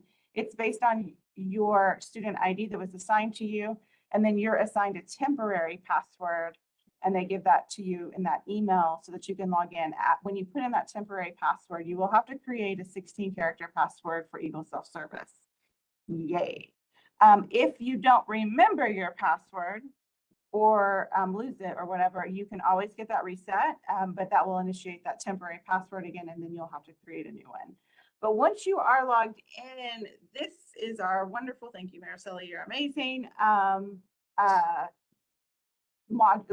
So this is the home page of self-service. We've been talking about self-service so much in the chat, and now you can see it if you haven't seen it yet. I'm going to point out a couple of things. Pearl earlier was talking about financial aid.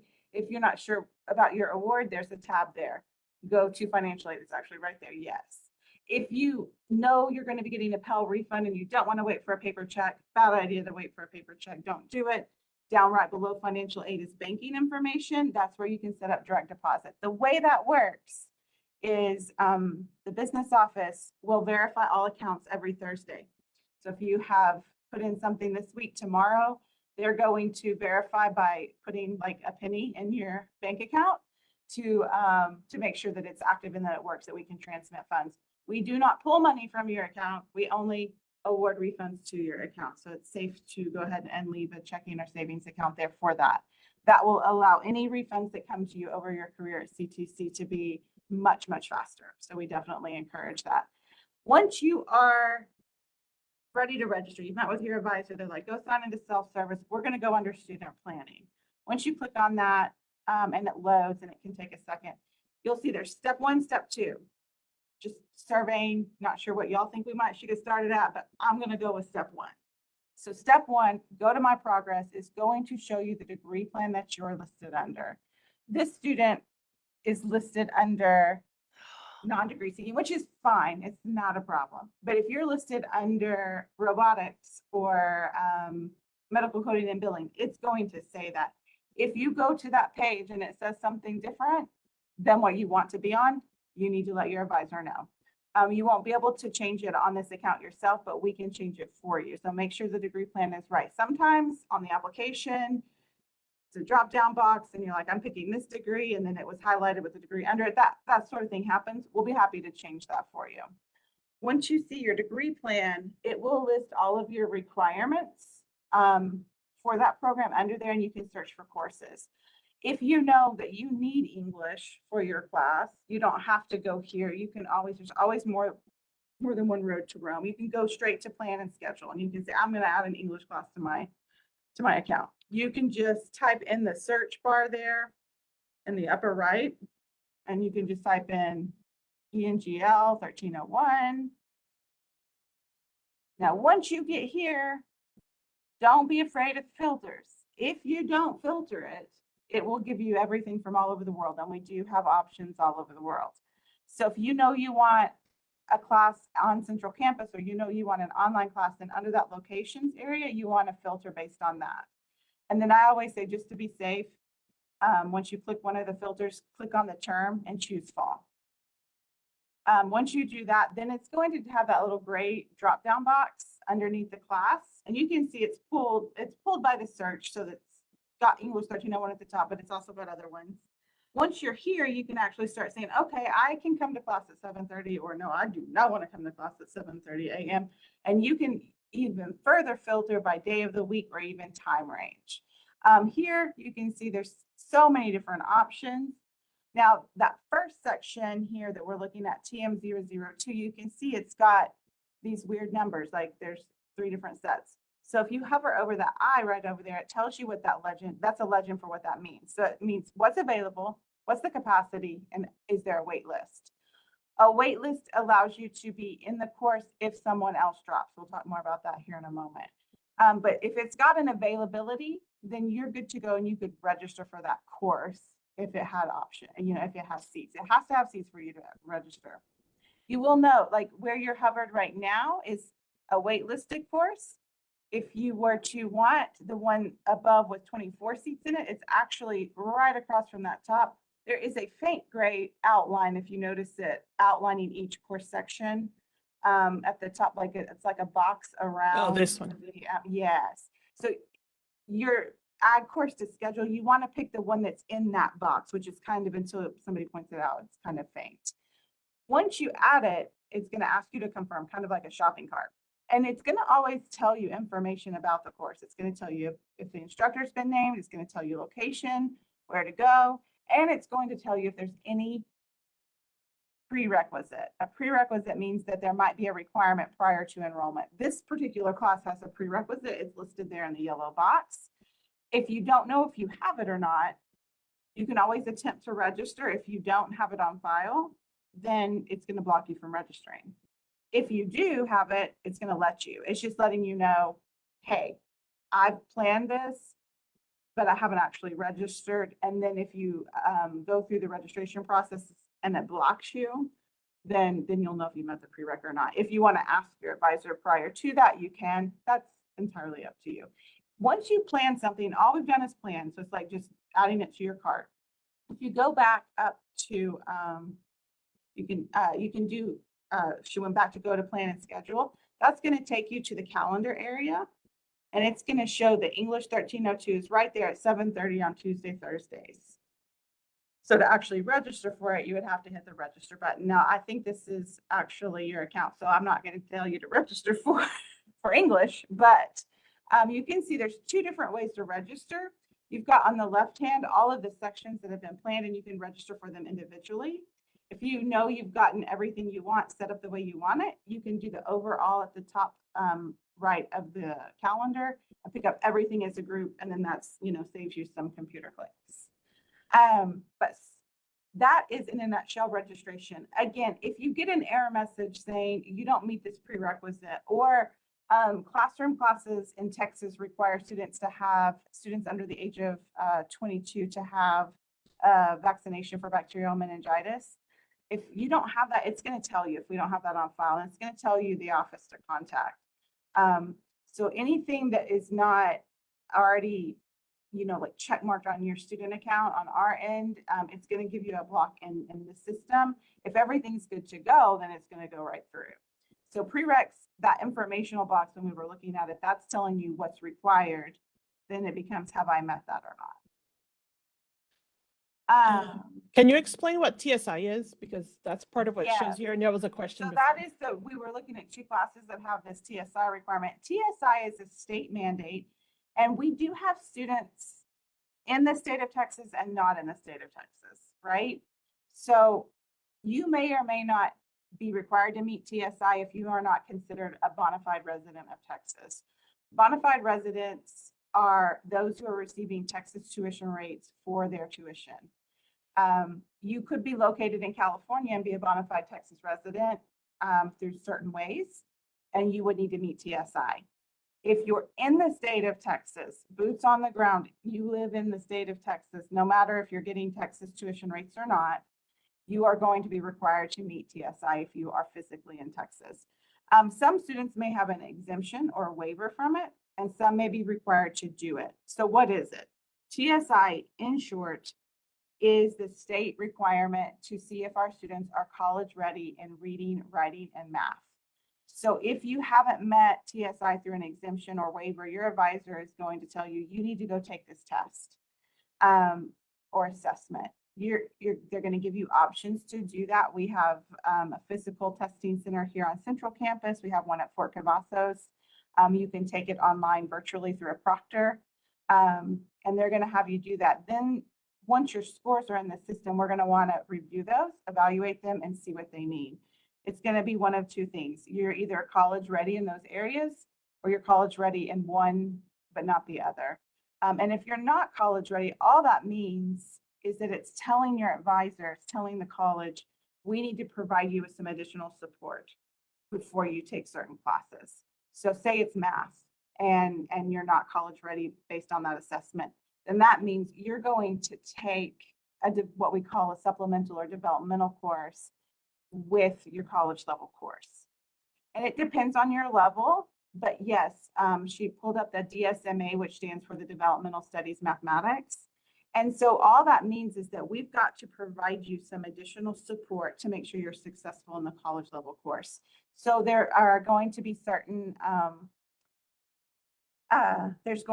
requirements for that based on your specific account. Now, if all of you start asking me right now where you are, I won't be able to answer that. So just let you know, I'm going to advise you, if you don't know of your TSI status, or if you even need it, check with your advising office. Again, as mentioned before, it is for students who are bona fide Texas residents receiving that Texas tuition rate for their courses. How could I be exempt or waived from it? I'll mention a few of the higher level ones. I always encourage students to have their account be TSI reviewed by their advisor. So if you don't know if that's happened yet or not, ask us, we'll let you know. We'll do it again. Some of the waivers and exceptions could be SAT scores. If you were in high school within the past 5 years and you scored a certain level on the math and the reading, writing of the SAT or ACT, then it could potentially exempt you from taking the TSI, and it would make you be what we call college ready. So you wouldn't have to take those developmental courses. You could be active duty military. Active duty military are waived. Now you may say, okay, well, I'm waived because I'm active duty, but what does that say about my ability to be successful in math? Honestly, military status doesn't indicate anybody's level in that area. So if you personally know that you struggled with math in high school and you want additional support, you need to let us know. will help you enroll in those courses. Or you can accept the waiver and go straight into the college math courses. And with any course, there's always support. There's tutoring, there's your instructors, there's all kinds of ways to be successful. But if you want to have that conversation with your advisor from that military standpoint and getting that waiver, then we encourage you to do so. Veterans might be exempt. The waiver is temporary while you're active duty. The exemption is permanent, but it is based on your character of discharge. So we do ask for discharge information when you are a veteran. Some of the other ones, you might have taken the GED rather than graduating high school, and your scores on your GED test, if they're high enough, could exempt you from taking the TSI. So that is some of the higher level ones. There's other ones, again, we always do a TSI review.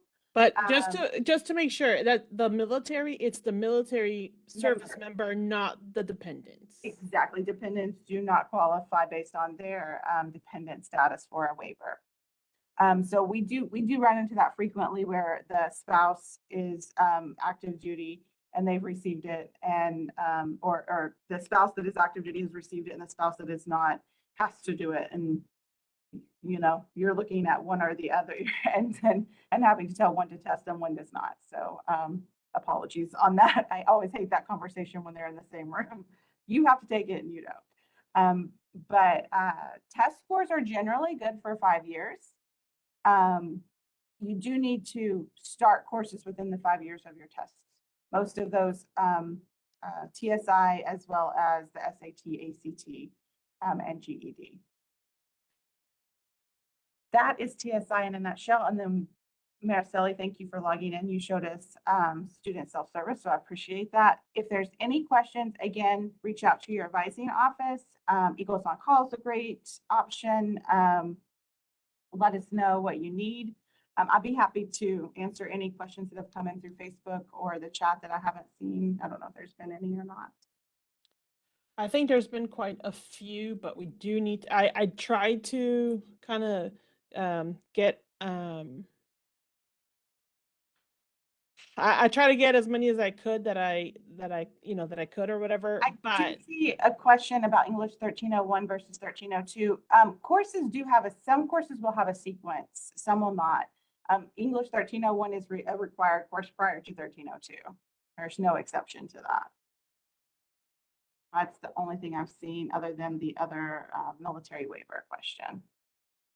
Yes, and then here's a question about the My Progress app. Possible replace in progress, possible replacement. That means you've attempted the course before. And it could come from transfer credit or CTC credit where you've attempted that course before. If you're not sure if you need to repeat the course or not, check with your advisor. There are instances when courses have to be repeated. For example, your major courses have to be C or above. So if you are in robotics and you took a robotics course and earned a D, it would not count for your degree requirement. You would have to pass it with a C or above. So that's typically when you see that possible replace in progress, possible replacement. That's what that means. You've attempted it previously. And then what's TEOG? TEOG. That is a financial aid question. That is like never mind. State Pell almost. I can say quickly, that's some of that state free money we were talking about that you have to qualify for with the state certification form. But TEOG is Texas Educational Opportunity Grant. Okay, and if you have that, you need to talk to financial aid about making sure that it goes into your account. If you have it and it's accepted, you already have it. All right, awesome. All right, let me see. We have to keep moving, and I know. Oh, go ahead. Do you want me to answer those last two, or do you need to keep? Yeah, moving? is Officer Bass here? I saw her earlier, and then. Yes, I'm here. Oh, okay. I couldn't see you. I'll turn it over, and I'll answer in the chat. Perfect. Thank you so much. Thank you for everything.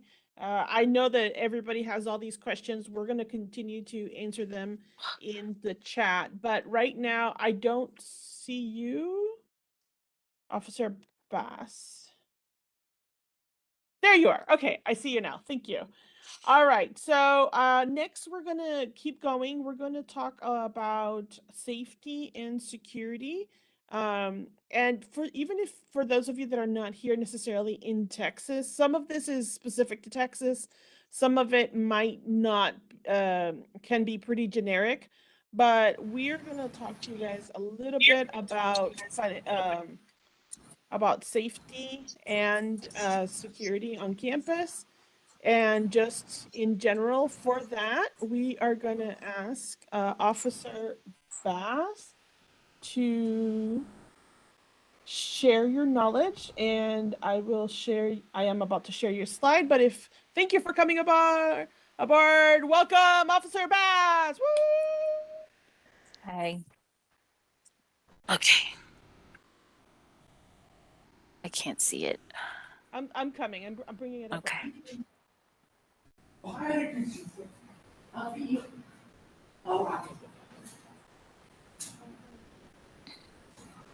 just have to find it. Sorry.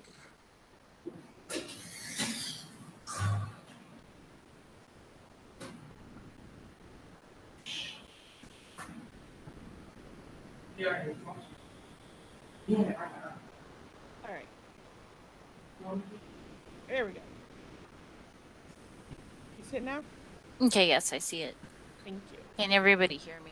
Yes. Okay. So today I'm going to be doing the new student orientation in place of Chief Baragon. We're at the main campus in Central Texas College of Killeen. So some of this applies to students in general for CTC, and then some of it's going to be specific to campus. I'm going to talk about police services that we provide, Clarion Title IX, rights and responsibilities, emergency alert systems, campus carry, campus safety during an emergency response. Next slide. So, explaining who we are police officers. Skip slide. Okay. We're police officers in the state of Texas. We've attended police academy. We're certified by the state of Texas, and we have arrest powers and jurisdiction within the campus, Killeen, Bell County, and Coryell counties. We are not security guards, but we do have security guards on campus, and they are in a lighter blue t-shirts and cargo pants, and they ride in carts usually. Next slide. We respond to call for services, anything you would call a police officer for, fire and medical emergencies. Also, we also do services such as unlocks if you lock your keys in the car, jumpstart your vehicle. We have jump boxes for that. Most of us don't change tires, but we do have a jack to help you with changing your tire. Then also we provide escorts to and from classes if needed. If it's really late and you don't want to walk to your car by yourself, or you have a personal issue that you don't feel safe walking to and from class, we can help you with that. And also we provide basic first aid, but also we will respond with EMS and fire as necessary. I do want to talk about the parking permits. We do have those available for free at the main campus police station, and that is at 211 Academic Drive in Killeen, Texas. And all you need for that is your driver's license, your vehicle registration, and your CTC ID to get the permit, and it is free. Also at the police station, we do have a lost and found. So if you ever lose anything like your cell phone or your ear pods or anything else, you can always call us. You can come up and look to see if your item is there, and you can always keep checking back, because we do get items that might have been turned into another building, and then eventually we get it or something like that. The main phone number that we want people to call, if you want to call us, besides 911, you can always call 911, is 254-526-1427. That is our main police line. We have the 1200 that comes through as on the 911 phone in the office, but that is not the main number that we use. Next slide. Every year, Chief Barragon provides a security and crime reporting that's required by the Clery Act of 1990. It collects, classifies, and count crime reports, crime statistics around campuses. And this, we distribute annual security report contains all statistical and policy disclosures in one report. And this also is applying to our satellite campuses in Texas, as well as the main campus. This is also part of the Clery Act, is that we issue timely warnings and alerts. Also, for crime statistics in other Texas colleges and universities, download the mobile app Texas Safety U, which is available for Apple and Android devices. Next slide. Rights and responsibilities as a CTC student. So a lot of what you can find out is in your student code of conduct, which is provided on the website and also in hard copy to our students. That's like the rules and regulations of the campus. Then we have several policies, the zero tolerance that has to do, and Title IX, which will have to do with sexual assault, harassment, dating violence, drug and alcohol abuse, smoking. And the campus is tobacco free. There is no smoking, no vaping on campus. If you want to do free speech activities, there is an application process that is, the application is available on the CTC website for those who want to do any free speech activities. I want to explain violations of law. This one is specific to Killeen area. In Killeen, marijuana has been decriminalized for misdemeanor possession, but that does not apply on the main campus in Killeen, Central Texas College. It does not apply. Marijuana and all other drugs are still prohibited. And with marijuana possession on a college campus as a place of higher learning, the penalty phase is enhanced by 1 for when if you are found to be in possession of any amount in a misdemeanor or higher. There is also to do with if any violations of law occur on campus, those can overlap into your student code of conduct, which is you could face administrative actions if you're to break a law on campus. Those that explanation is outlined in your student code of conduct about student behavior on campus and what penalties can result.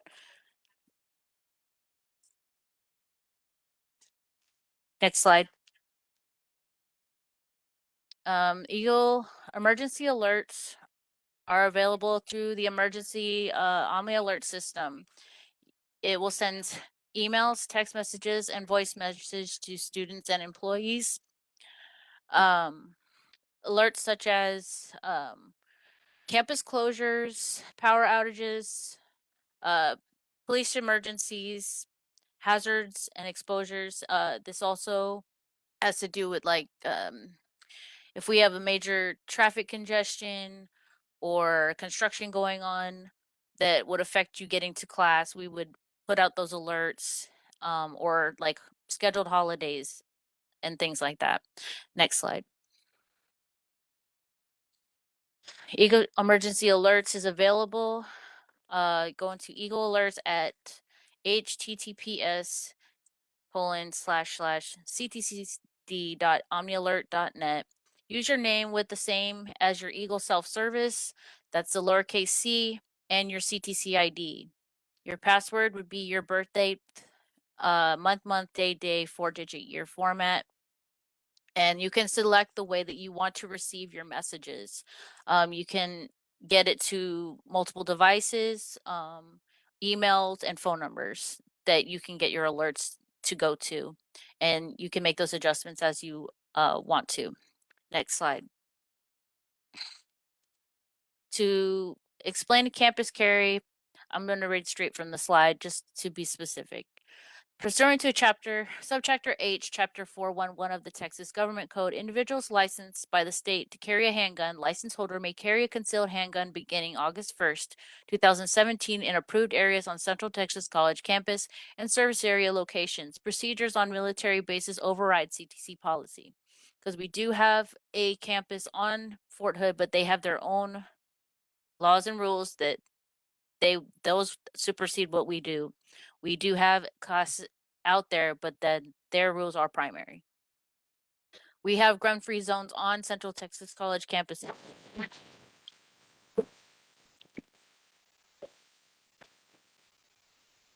Officer Bass, we lost you.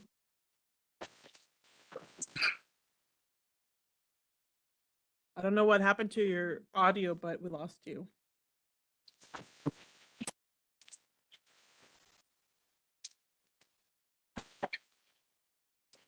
Can you hear us? It's very weird. All of a sudden you stopped talking. Like I could see you talking, but I couldn't.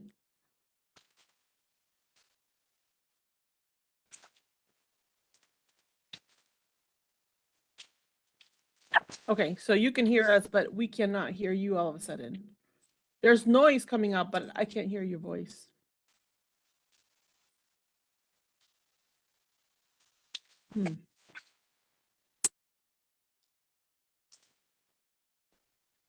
Can you check and make sure you didn't accidentally get unplugged?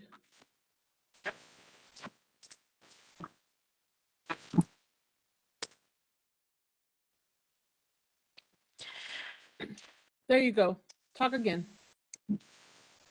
No, I thought for a moment you were okay. Okay.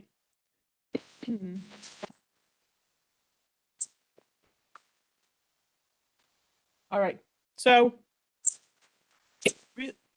while we're trying to figure out, she's trying to figure out her audio. I've seen a few questions coming in about vehicle registration. It is very important that every vehicle on campus has a sticker and is registered to the campus.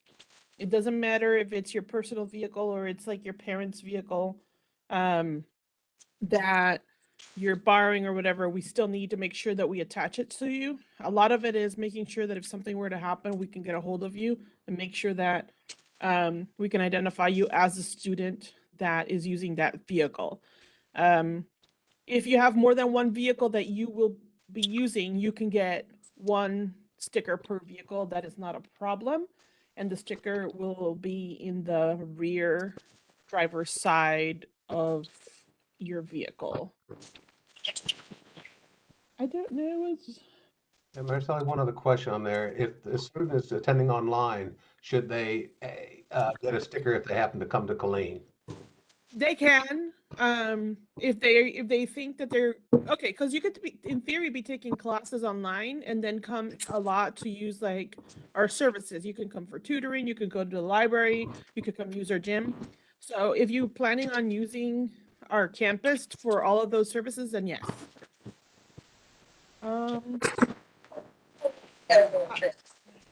All right, so I am not sure what's going on, but in the interest of time, I'm kind of gonna keep going based on the slides, and then if you could help us just answer questions on the chat, maybe help us answer that way, Officer Bass, that would be great. Bottom line with campus carry is, if you're a licensed Texas holder, yes, you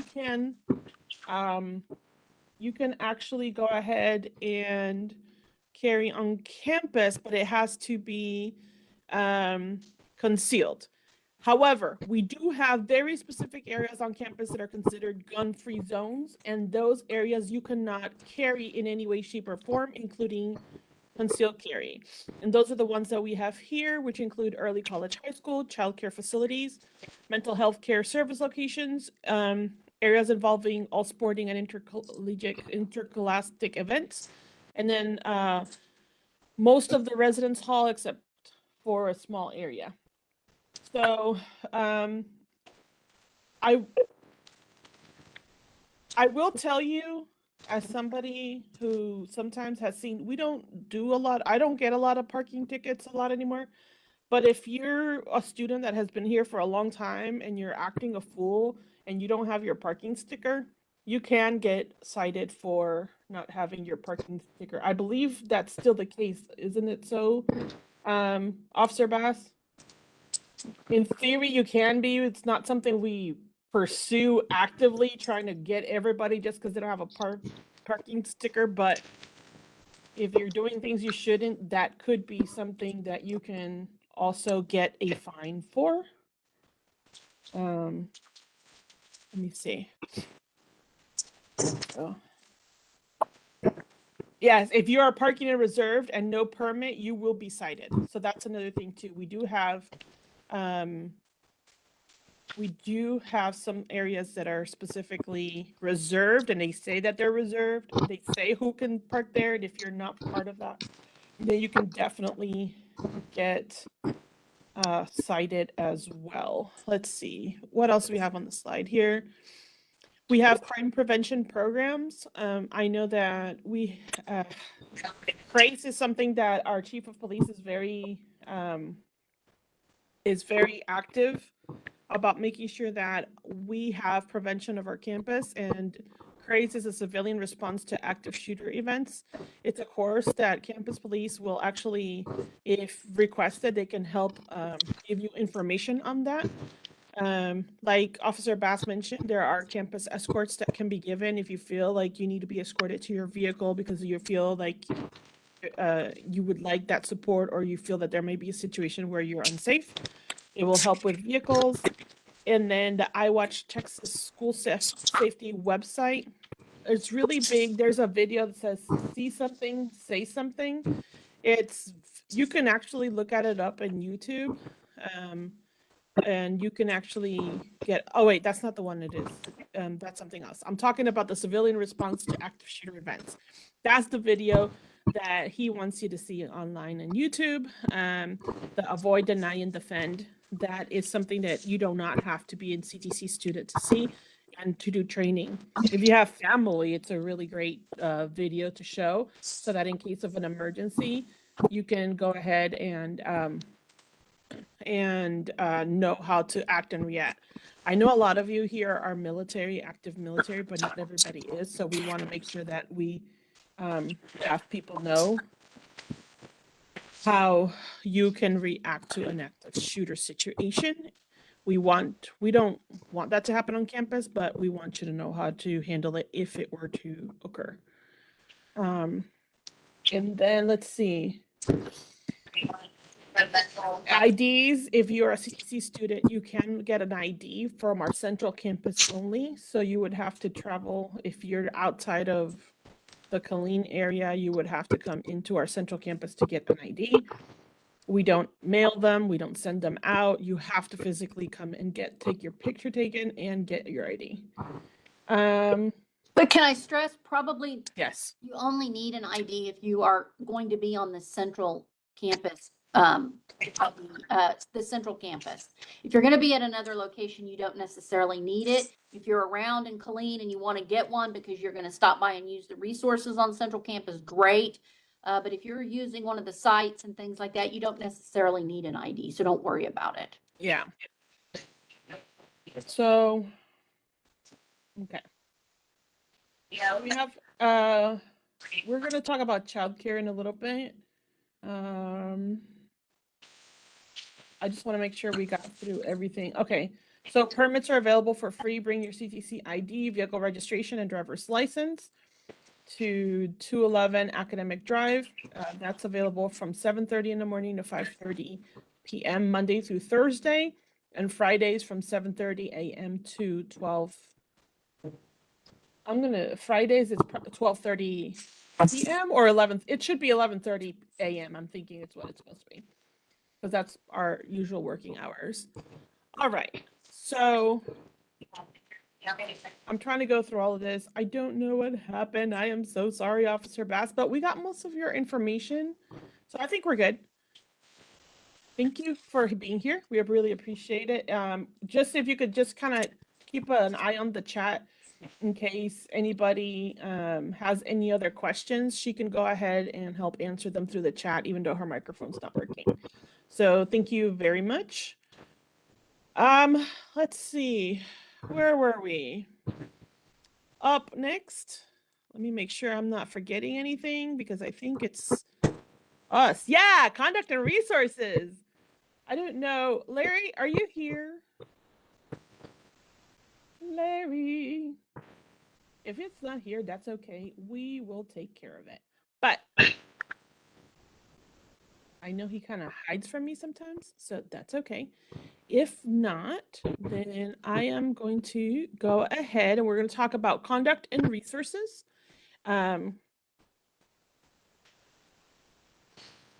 Okay, so let's talk about resources first because that's more fun. I'm going to start with Christy and our Disability Support Services, Dr. Christy Shank. She is our Director of Disability Support Services. And I am about to get her slide in, but please welcome Dr. Christy Shank. Woo! Thank you, Mariceli. I'm just waiting for the slide to pop up. Yeah.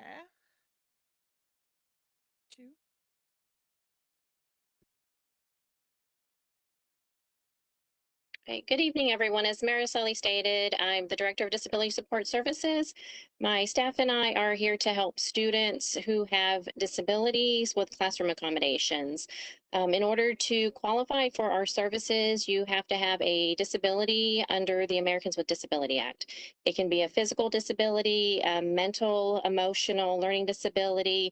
If you're not sure if your disability qualifies, you can always reach out to us. You have to have a major life activity that is significantly impacted by the disability. As you can see on the slide, there's a long list of different life activities. It doesn't cover all of them, but it gives you a general idea of some of the areas where a disability could impact you. If you need accommodations, you have to self-identify to our office. That means that you have to provide medical documentation of your disability. The documentation needs to state what your disability is, how your disability was diagnosed, any testing that was done to determine your disability, how it affects you in a learning environment, as well as what accommodations that you may need in a classroom or educational setting. The accommodations that we provide are dependent upon what your disability is. Some common accommodations that we do provide are extended testing time. We do have a separate testing area in our office area. Note-taking services, sign language interpreting, textbooks in alternative format. Again, it's just dependent upon what your disability is. So what we do is once you submit the documentation to us, you complete an intake process in eTrieve, and eTrieve was mentioned earlier. And we will review your documentation, and once approved, we will meet with you to talk about what accommodations you may need, and then we will create an accommodation letter that will be provided to you and to your instructors.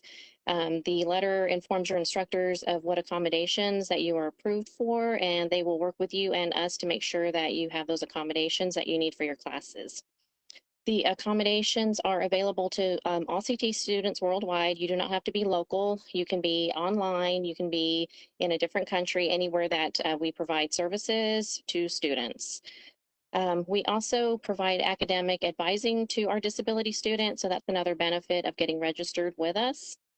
And our office also helps with Title IX pregnancy and parenting students.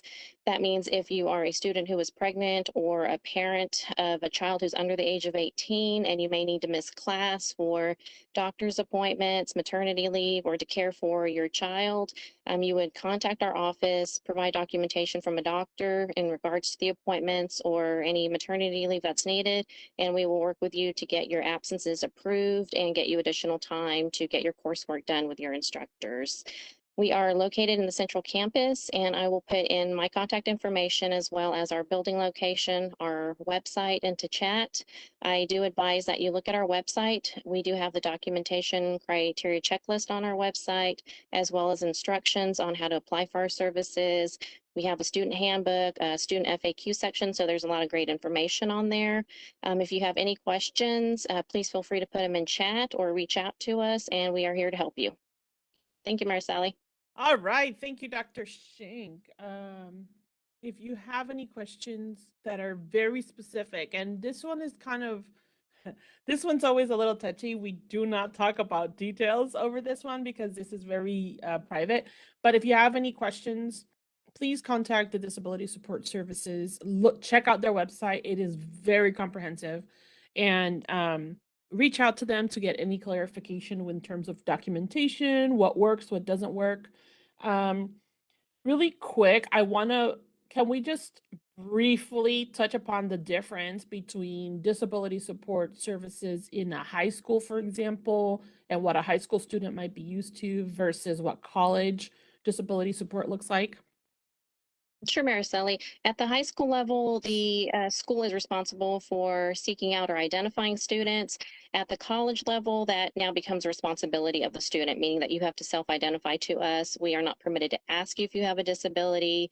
And that also applies to early college, high school, dual credit. Any high school student who's earning college level classes would still have to follow our policies, provide the documentation. At the high school level, they have something called an IEP, which is an individualized education plan. We do not create those or follow those at the college level. That means if you are earning college level credit and you have a disability, you will receive accommodations for your class, but you will still complete all the same coursework and tests as every other student in class. So those are some of the major differences. Some of the accommodations that you might get in high school may not necessarily be something that you get at the college level. For example, at the high school level, you may have your tests modified. In the college level, we don't modify the test, but we can provide extended testing time. So the content of the test, the class assignments will remain the same. We do not provide anything of a personal nature, such as transportation, personal attendance, wheelchairs, anything that's considered a personal device or support system is not something that colleges provide. So that's another big difference there. And I do recommend going on our website because we do have a comparison chart specifically on our website where it talks about the differences between high school and college. So I encourage you to look at that. Again, if there's any specific questions, please feel free to reach out to us and we'll be happy to schedule an appointment. We can do it in person, virtually, over the phone. So we can find a way to talk with you regardless of where you're located. Yes, and that's another thing that we want to highlight is that this is a worldwide thing. This is not just here in Texas, correct? That's correct, Mariceli. If you're located in a different country, you're taking online classes, we can still help with the accommodations. They might be a little bit different if the class is online versus on campus because you're not meeting face to face. So some of the accommodations may be limited. But even if you're taking a class online, we can still get you extended testing time, copies of notes if you need it. If it's a combined class where it's like a virtual lecture online, we can still provide note-taking services for that or closed captioning services if you're hearing impaired. And all accommodations are free. We do not charge for any of our accommodations. It's at no cost to our students. Yes. So the only thing you need to do is ask. Yes, So and thank you. self-identify and provide documentation, complete our intake. Again, our website has all the instructions that students need. But if you want a one-on-one, please feel free to reach out to us and we'll be happy to sit down with you. Thank you. Thank you, Dr. Shank. Absolutely. I would also like to introduce she's been here for a very long time, but she is our newest member of the Student Success and Persistence team, and we're super excited to have her. I love this woman because we all have stuff that happens in our life, and starting college is one of those things that can just be stressful when you're adding life, right?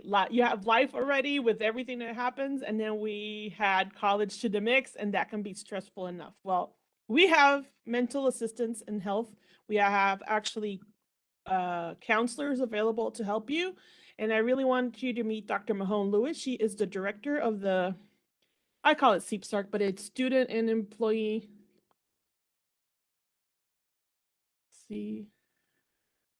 Assistance Program. Did I get that right? I think that's right. Okay. Whew. All right, Dr. Mahone, you're muted, but can you please unmute yourself and please let everybody know about your program and all the services you can provide and where you can provide them?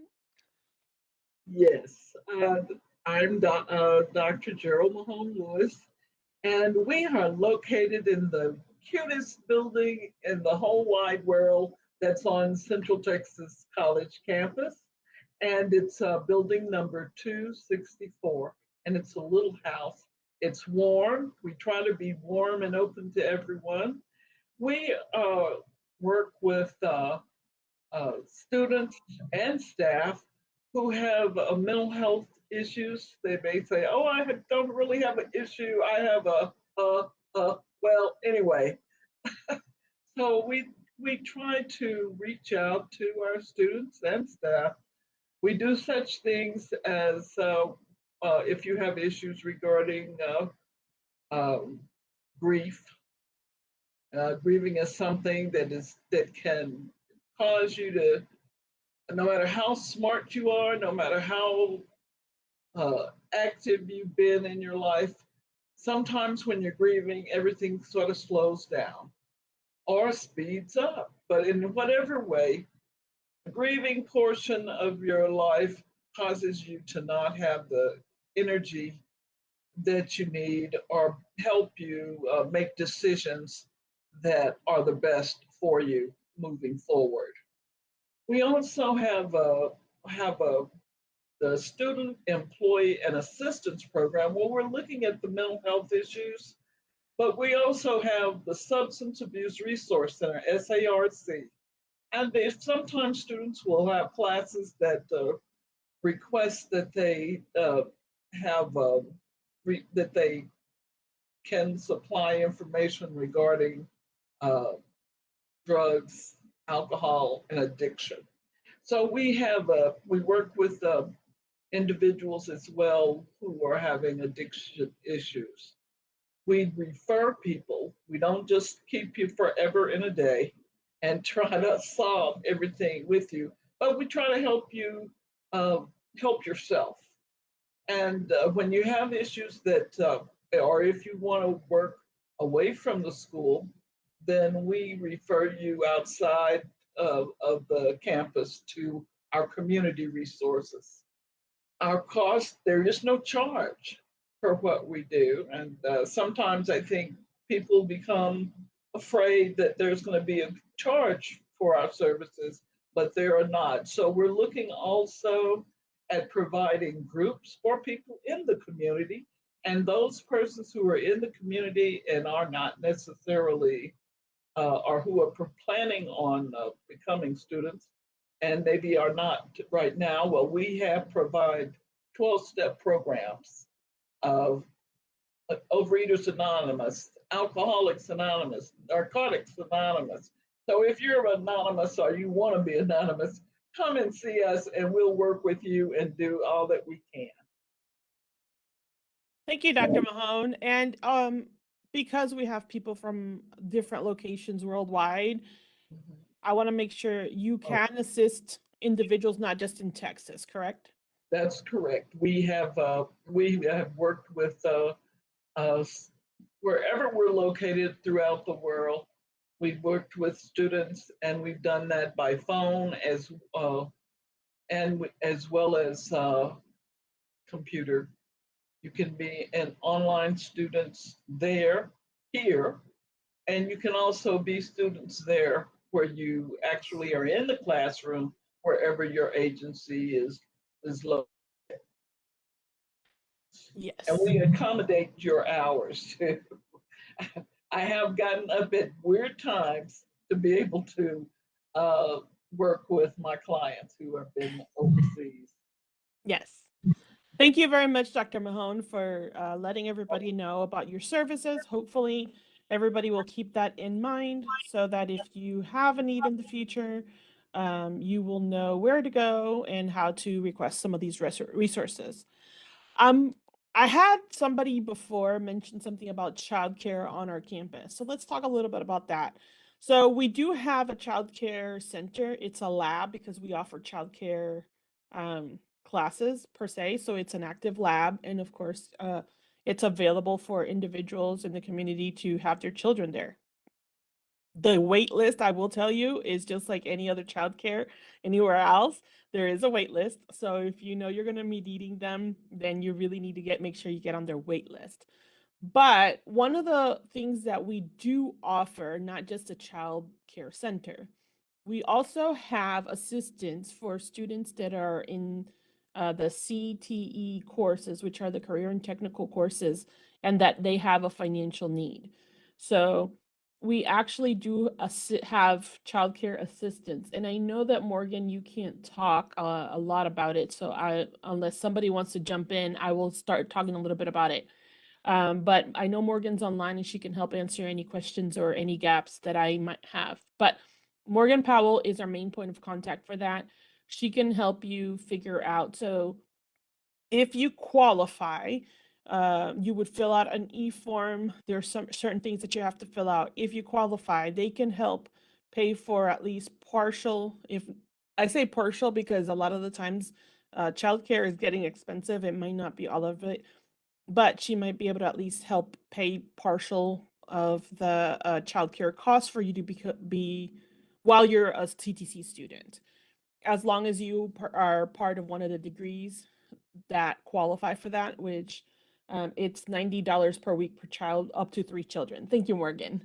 And so that's one of the things that if you have children that are your dependents and you need assistance so that you could come to take your classes, then that is something that you might want to look into. The other thing that she has is book lending. This is another program that you have to qualify, just like for the child, just for childcare assistance. You also have book lending, and the newest and the best that we have had has been also assistance for transportation. So if you qualify, you can get assistance for transportation so that you can come to campus. Sometimes it could be a bus pass. Sometimes if they have, it's through a grant. So as long as we have the money available, sometimes we are also able to maybe give you a gas card so you can pay for gas. So everything is based off of the grant. The information is in the chat with regards to those services and where you can get more information online about them. So please look those up. Make sure that you take a little bit of time and look into them. You do have to be 12 credit hours for childcare assistance, but it can be online or in person. You do have to be in a Central Texas licensed daycare facility. And that's the way that the grant is written. That's not up to us. It's just the way that the grant is written. So those are some of the main points for that. A lot of people, I've had people be like, well, we didn't know that that was available. See, you that have been here and have stuck through it this whole night have that upper information above everybody else that didn't come to orientation. Let's see. Other resources that we have, which is really big, we have the Academic Studio. I don't know if you guys know, but it's free tutoring, guys. You don't really have to pay for tutoring. You could just come to the Academic Studio and they will, you sign up and you can get tutoring for almost every single subject that we have here. Not everything, but almost everything. And if you're not here in Texas, you can also sign up and we do virtual tutoring sessions. And that is something that is available also to all of our students. So regardless of where you're at, you can request tutoring. The tutoring, you do not request it through self-service. There is if you go to the Morgan, I'm going to ask you to post that Academic Studio link for tutoring. This is where usually Julie would say, start going to tutoring from the very beginning. This is where her spiel comes in. Normally, she was away from her desk, but normally this is where she says, you need to go from day one. Right, Julie? Oh, you're back. From day one, go on in, make your appointment, meet the tutors, so that way you know who they are, kind of start making a connection, so that you can be successful throughout the semester. Don't wait until the very end, just like the faculty. They said, don't wait until the end. Don't come to the finals expecting for the tutor to do miracles. It's not going to happen. They're going to want to help you. They're super nice. They're super helpful, but they are not miracle workers, guys. So Tutoring is available for online students. Yes, you can actually sign up through the webpage. I think Morgan posted the link up there, and you can actually get tutoring online. You just have to schedule it so we can make sure we have a tutor available in the subject that you need at the time that you need it. But, you know, they'll work with you trying to figure out when is the best time, date, and schedule to help you. Just don't wait till the very last minute.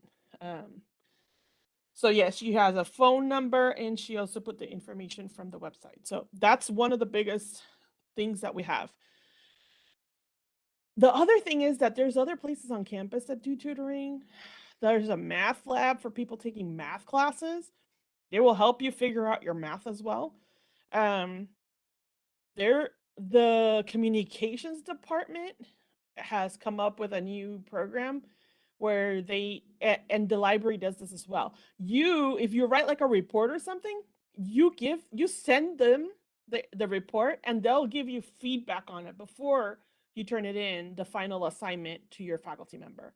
Nobody else does that. And also, this is for free. All these things that we're talking about is for free, okay? So if you have a report that you have to submit and you just need somebody to look at it, or an essay or something like that, to make sure that your grammar is correct and everything's correct, you can submit it either to the library or to the communications department. I forgot what they're called now, but they have that. It's Prowl. Prowl. I wanted to say Prowl. owl, but it The didn't academic sound right. studio, the academic studio does it too. There are a lot of places you can do paper reviews, and definitely take advantage of all of that. For free. So For that free. way, when you have somebody else look at it, you can correct everything, then you can submit it to your faculty member. You're going to automatically get a better grade because somebody already looked at it and corrected it for you. They're not going to do the work for you. I just want to clarify that. Nobody's going to do the work for you. And I just want to give one more plug. The Academic Studio is starting a new program where they do a program on scholarly writing. It's a workshop. So because a big part of coming to college is you have to write discussion posts, and a lot of them have to be cited, like using MLA or APA. And you have to respond intelligently, scholarly. You can't just say, hey, I agree with what you just said. And you have to write a lot of papers. We don't do a lot of creative writing. We do academic writing. Well, the Academic Studio offers at the start of this semester a workshop on that. So as you start taking your online classes and you get overwhelmed with how to make a response and how to do that, you can come in and work with a tutor. And even if you're in Pennsylvania, I don't care where you are, you can have an appointment with a tutor that can help you with all of that. And Mariceli, I had to step away, but did we plug career services? And we have a new director of career services. I haven't gotten there yet, but okay. We have a new director of career services, and he is actively on the line. And I feel kind of bad because he started last week, and we have spoken and communicated, but we have not been able to meet in person. So this is my first time seeing you, William. Hi, William. I'm Mariceli. Hi, Mariceli. Nice to meet you.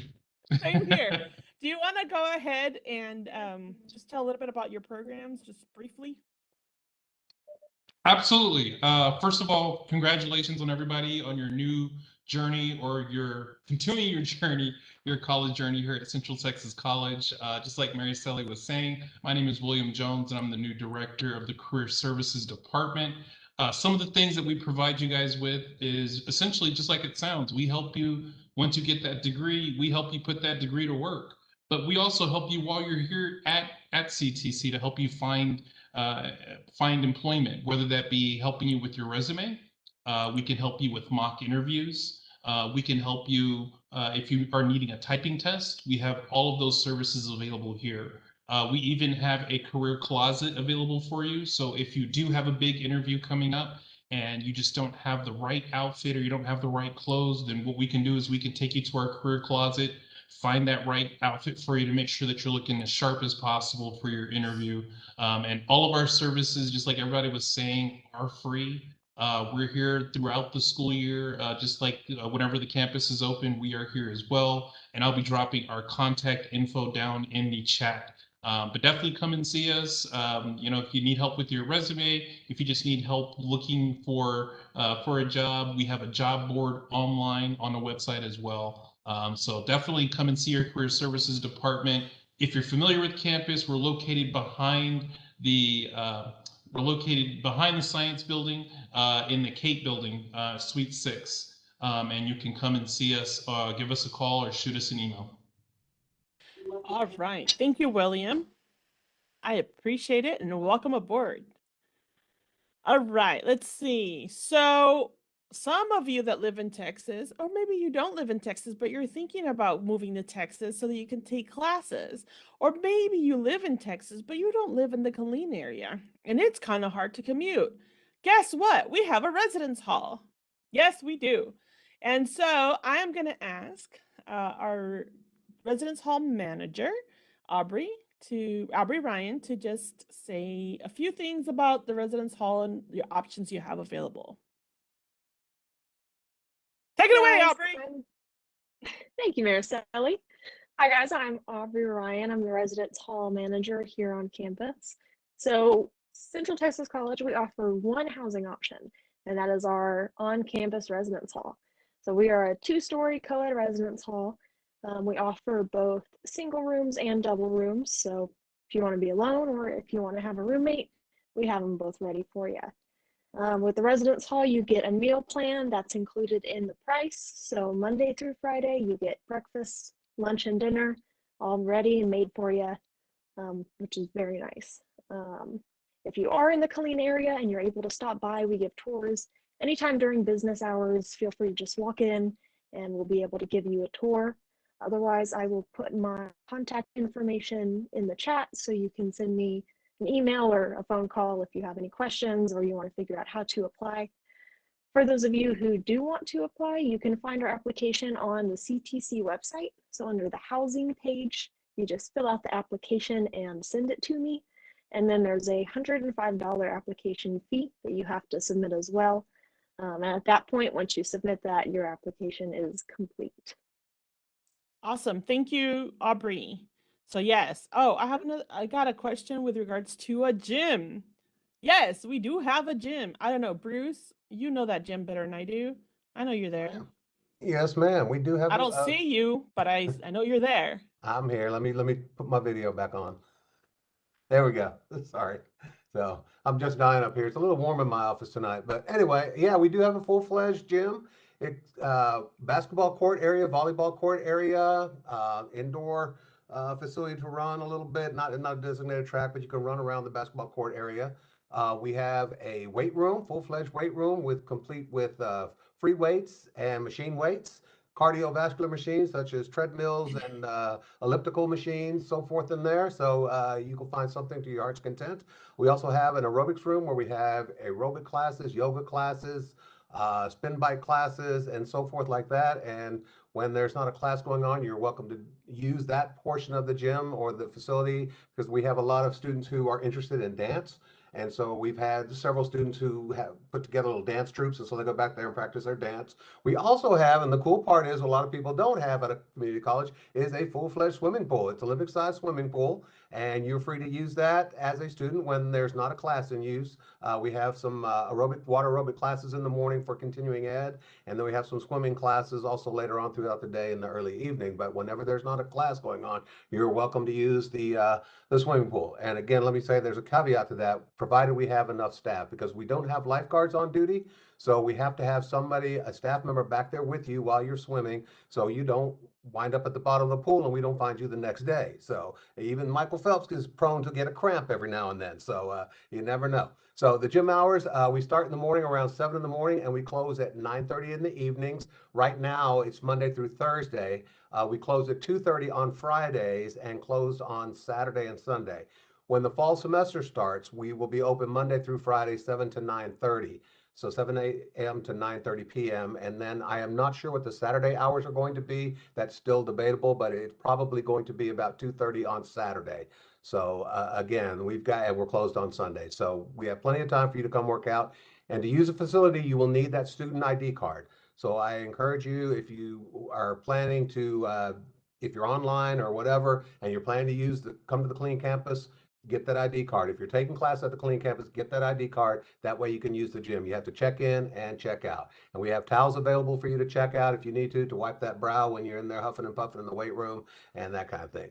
We also have a full-fledged intramural program, which offers basketball, volleyball, flag football, soccer, and softball. All we got to do is get teams, and we've got a league started. So that's another option for students to get that, that stress relief and get that, show off that athleticism and those kind of things. Because intramurals is a great way to meet people, network, and relieve some stress. So, and if you live off campus, can I come to the campus and work out at the gym? Yes. Again, all you need to do is have your student ID card.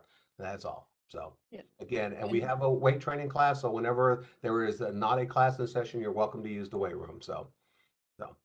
And can they bring their child to the pool or the gym? Now, that's another thing. We don't allow children. All we allow are employees and students only in the gym. So don't go grab grandma down the street and your Auntie M and your cousins twice removed. We don't allow that. Sorry. So. Yeah. But unless there is a specific class for kids, that's the only exception that we do Right, sometimes exactly. have And through some of the continuing college, education. yeah, some of the college for kids classes do have take place in the gym. But if you're going to work out and you want your kid to come out and work with you or hang out there, we don't really like that. So, I mean, because we don't have a daycare facility and we can't watch kids while you're in there working out. So, again, and we don't want minors in there working out, liability issues and so forth. So, Yeah. yeah. Okay, Gabriel, I see your question, but let me finish this and I'll get to you, okay? All right, so I got one more. I'm sorry, Maricela. One ahead. question about the pool. You can call up there and the front desk number. I'll put it in the chat, and you can call them to see if there is somebody available. And there usually is, which is, and to step on Mr. Jones a little bit, and I'm surprised that Pearl didn't jump on this work study. If you're interested in working at the gym, you can get a work study job as a gym attendant. So again, you can earn while you learn. You can make some money working at the gym, helping out at the gym, and they work around your class schedule. And so, Good job, job Bruce. opportunity. But here's the number to the gym, the front desk, and you can call that number and see if there's going to be somebody available to watch you while you swim. So there you go. I'm sorry, Maricela, go ahead. No, Pearl, you want to finish that sentiment? Because I need to work Just said, study too. "Woohoo, Bruce, way to go. Get those work studies in here. Always thinking of you, Pearl. Pell eligibility. You got to have Pell eligibility and you can be a work study. Thanks. And we have through financial aid as well as VA work studies. They're different pots of gold, but we need you. We need you, please.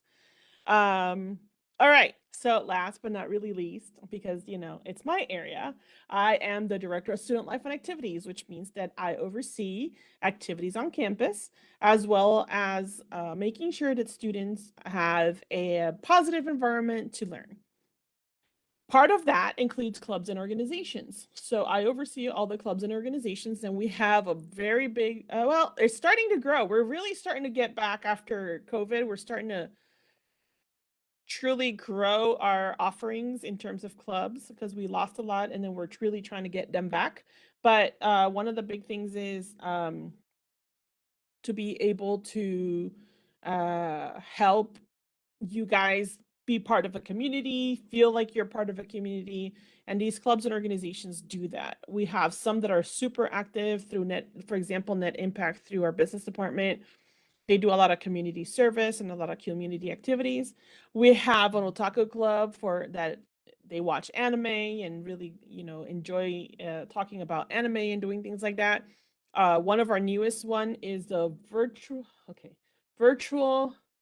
geek gaming club, I think they're called. I don't know. They just like to get together and game video games, different things. And they're really, really trying to make stuff happen. And they're going to be doing some tournaments in the future.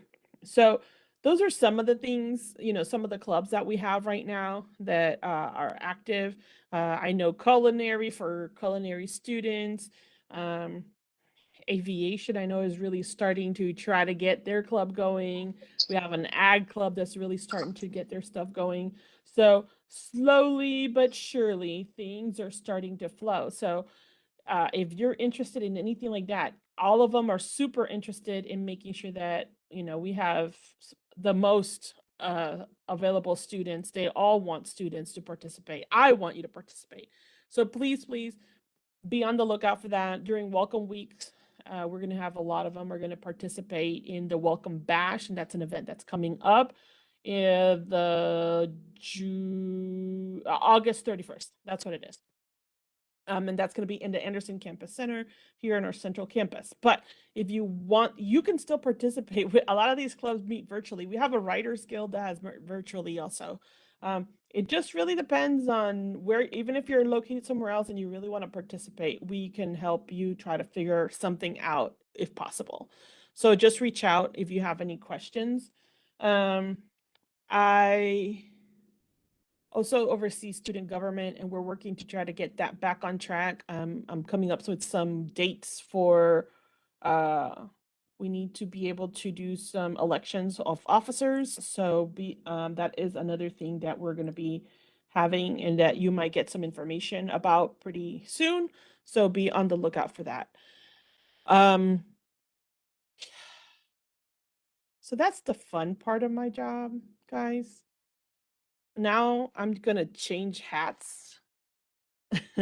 And it's a little, I have like really super fun, and then I have this other part. So now I'm going to talk to you about as the conduct officer of the campus and some of the things of not really the campus, of CTC. I'm the head one. We have Aubrey also serves as conduct officer. But I am the main one for CTC. And what that just means is that we really expect you to behave appropriately when you're in class. And class can be virtual or it can be in person. And I know it sounds kind of redundant potentially, but it's very important that we be civil about how we handle being in classroom. For example, discussion post, even if you don't agree online, there's a way of saying, I don't agree with you. This is my point of view, in a way that can be considered academically appropriate and not necessarily be bashing someone else. It is very important that we learn how to communicate with each other in a way that is going to be appropriate for this academic environment. And part of it is that, part of CTC's mission is to make you employable, which I know a lot of you already have a lot of life experience, but it also goes into making sure that everybody can be and maintain yourself in an environment that is positive, whether it be in school or at work. And one of the things that I want to make sure that you guys are aware of is that the student code of conduct is found in the student handbook. The student handbook is online, and I'm just going to show you really, really quickly where that is located on the website. And just so you, somebody asked dance club. We don't have a dance club yet. I would love to have one. I just need to be able to get enough students and a sponsor. But dance club is free. Clubs are not, some of them may have something of a fee, especially mostly the honor societies, but for the most part, everything is free. The only thing is that dance, if you take a dance class, that might have a fee attached to it. But speaking again about my stuff, locations under Central Campus, we have student life and activities. And once you click on that and it actually thinks, I'm going to show you a few things on the website, and I don't know why it's taking forever. Are you even thinking? Okay, there we go.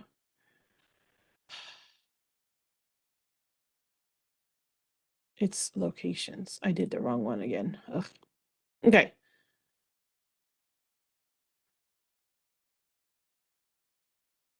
So under student life and activities, you're going to find it really doesn't want to use that. Huh, interesting. Under student life and activities is going to have everything that I cover. So, wow, it really doesn't like me today. Anyway, under student life and activities is going to have the student handbook, which also includes the code of conduct and information on rules, regulations for campus.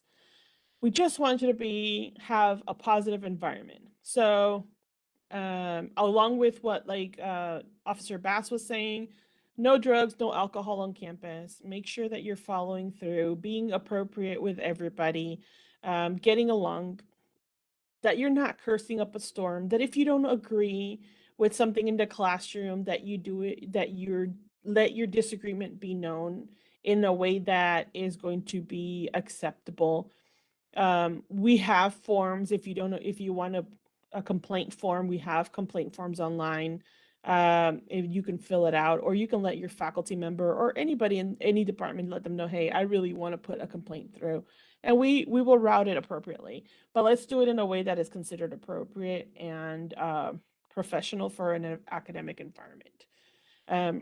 The other thing that I want to make sure that you guys know is that we also have, you have to self-advocate. At this level, we've talked a little bit before, but it's very important.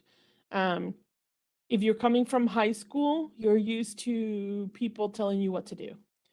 If you're in the military, or you just got out of the military, you're used to people telling you what to do. In this case, you have to tell us what it is that you need and you want so that we can help you. It is so important that you advocate for yourself so that you can be successful. Like it was mentioned before, if you don't tell us, we can't do anything about it. We will not know what's going on with you, and it's going to be very difficult for us to help you. So please make sure that you are aware of that. Integrity in the class is super important. So anything that you turn in has to be cited, or you have to make sure that if you got information from somewhere else, you cite it. That if you get credit where credit is due. It has to be that way. If not, then that could cause you to fail in your class. Make sure you read that in that all the faculty put that in the syllabus, but I'm going to tell you right now, if you don't write your own papers, if you think copying and pasting from online is going to work, that is not going to work. Faculty is very experienced with identifying that kind of stuff, and they have a lot of electronic ways of verifying that your homework is your own, and that it's not something that you copied and pasted from somewhere else. So keep that in mind. And last but not least is Title IX. So Dr. Shank talked a little bit about Title IX when it comes to, and that is something, it's a federal mandate because we get federal funds from the Federal Department of Education. We have to follow some of their rulings to make sure that we are servicing our students correctly. Title IX covers basically us not discriminating against anybody and giving everybody the same balanced and opportunity to learn, regardless of their situation. A lot of that has to do with gender. A lot of that has to do, and that's why, for example, if you are pregnant and you need accommodations, then Dr. Shank will require you to get her some documentation, and she will look into potentially what options are available for accommodations for you. If you need maternity leave, if you need help with, a place to breastfeed or to pump or something like that, she can help figure that stuff out.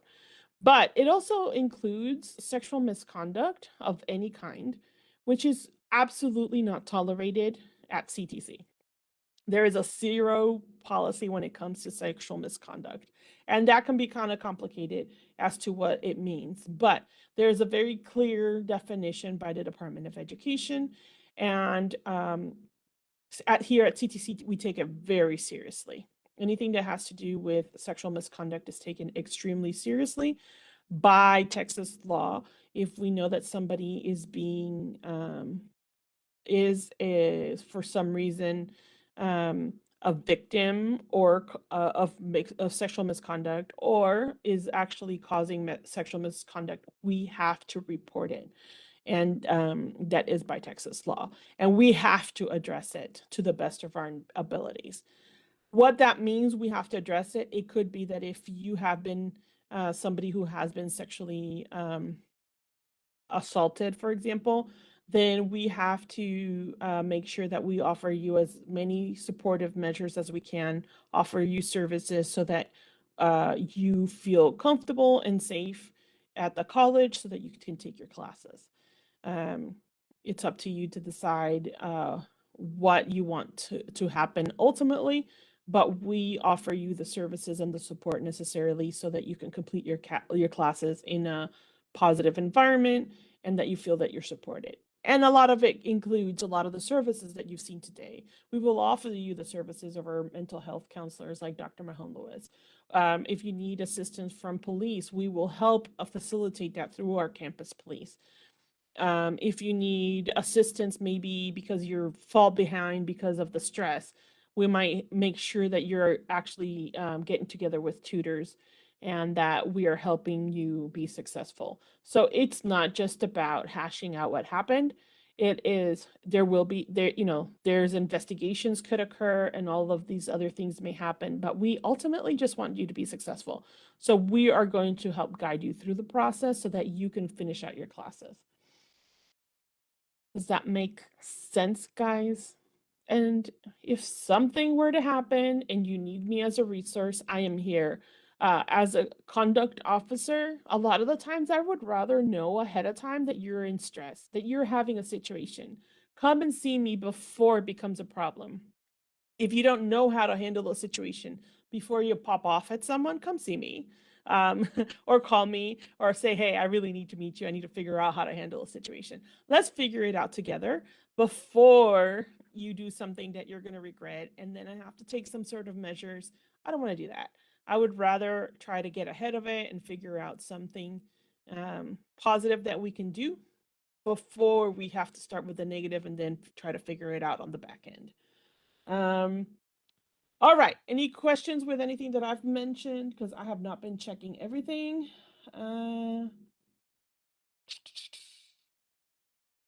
Anyone? Oh, Ty is here. She can talk about Writers Guild. Thank you, Ty. That is one of our clubs and organizations.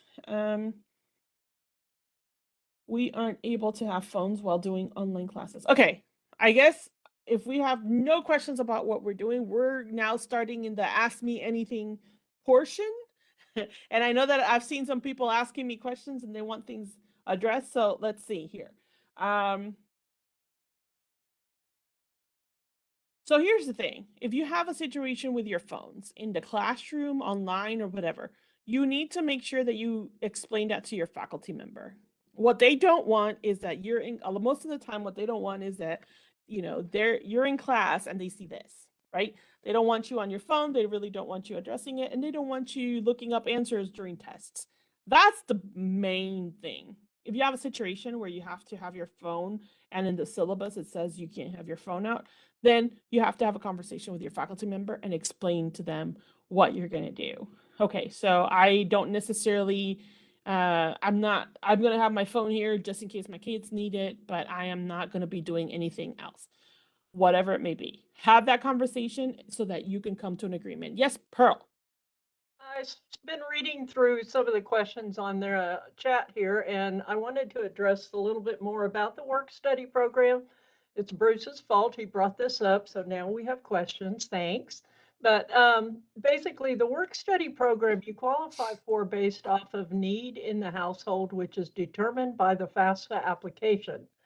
Then, if you're eligible, you do an application with the CTC on our eForms page. There is a work study application, and you complete that. And then what happens is we pull those people into a file.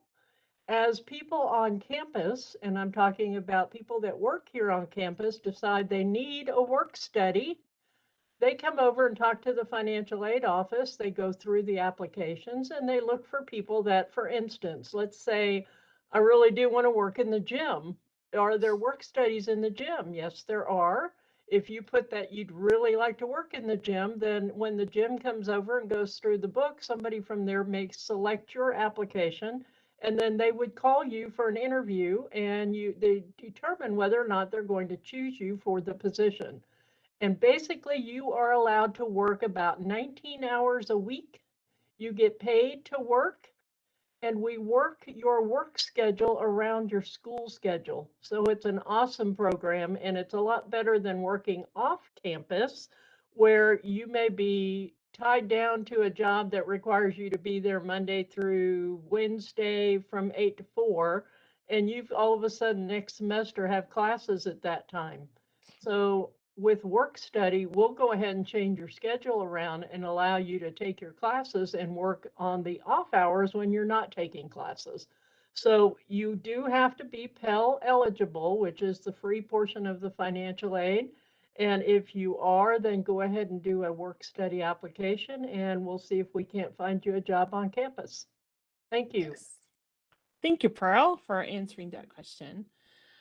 Okay, Gabriel's been asking me this question, and it's kind of a hard one, and it has a little bit of a longer answer, so that's why it's taken me a minute. But okay, Gabriel.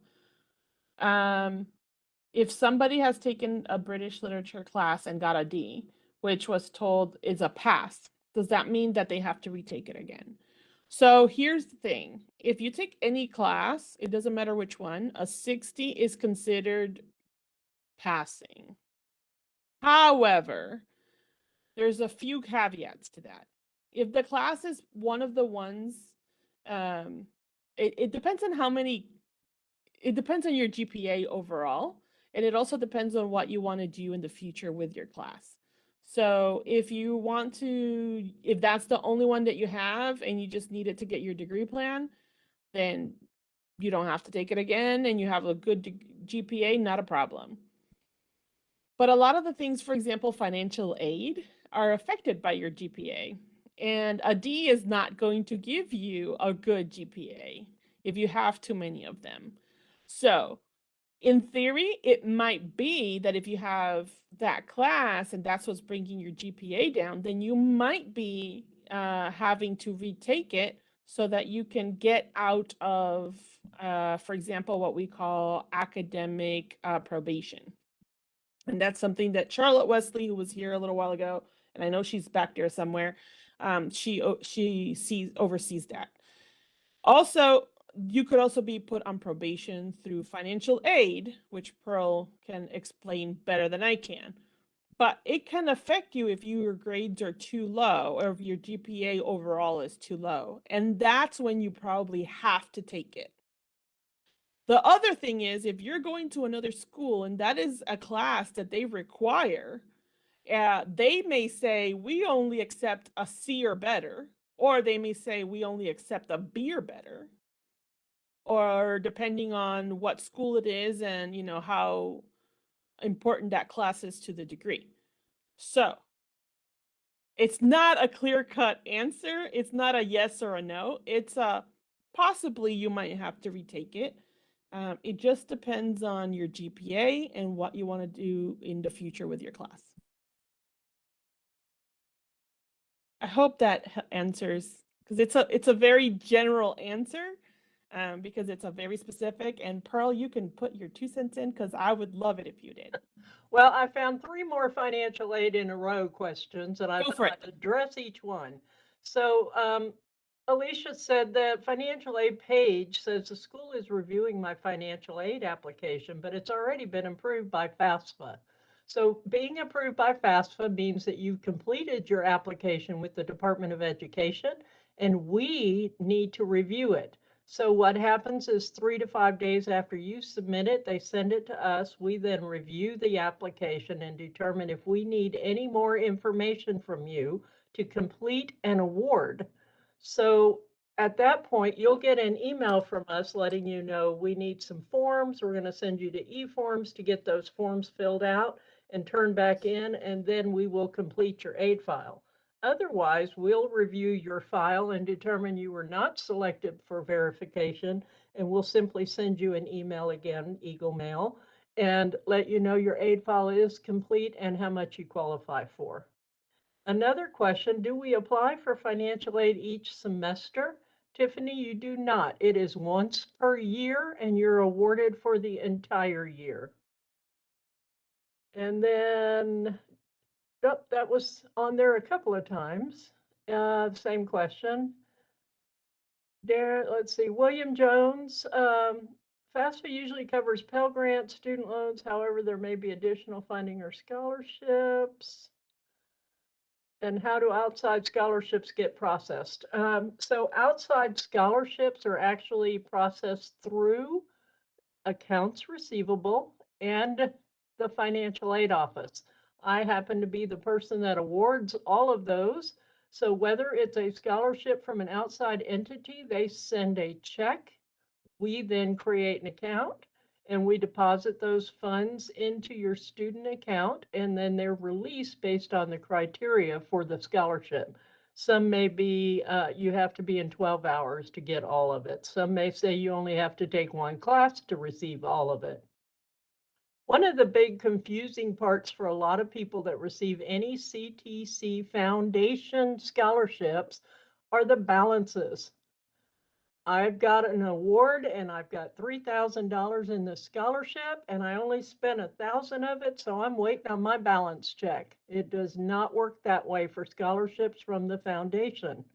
If you do not spend all of the money that you were allocated either through tuition or bookstore charging, then any balance remaining goes back to the foundation. That's probably one of the biggest questions we get every single semester. What happened to the rest of my scholarship? Or maybe you got a $2,000 scholarship and you had a $4,000 Pell Grant, and your $4,000 Pell Grant paid everything. You bought your books, you paid for your charges at the bookstore, you paid your tuition. There was nothing left for that scholarship to pay. In that case, that scholarship may go back in full. So those are just a couple of the questions that I picked up and I wanted to go ahead and answer. Somebody asked if I had to come in and sign a verification page. Should I just wait 3 to 5 days after that? No, it could be anywhere from 2 to 4 weeks processing, but we're not far behind right now. So I would say usually within about 10 days, you should see your award notice. This is why, even if you're doing your financial aid late right now, just remember it for next year. Do it early, as soon as October 1st, right, Pearl? Right. First part of October every year, except this next year that we're in right now. The Department of Education is doing a major overhaul of the FAFSA application. First time in over 40 years, they're making some significant changes. Therefore, they will not have that FAFSA ready in October. Oh. And the one I'm talking about is for the 24-25 school year. So normally we tell students October. This year, the Department of Ed is telling us possibly December, maybe January, because they're doing some major overhauls, trying to qualify more people with the way that they do their application. Yeah. So, Pearl, Lucetta's not here, but can you touch on veterans benefits? There was a question that came through about veterans benefits, and I'm not sure what the question was. It just says, what about veterans benefits? So I don't know if there's a broad scoping. Sure, I can make up some stuff. Please, yeah. So for the VA, typically a student needs to have a certificate of eligibility from the Department of Veterans Affairs. And once you have that certificate, you can then register for your classes, bring your certificate over to the VA office, and what they will do is certify that registration of those classes, ensure that they're eligible for the benefit that you're receiving, and then send that information over to the business office, and that is how your VA benefits pay for your courses.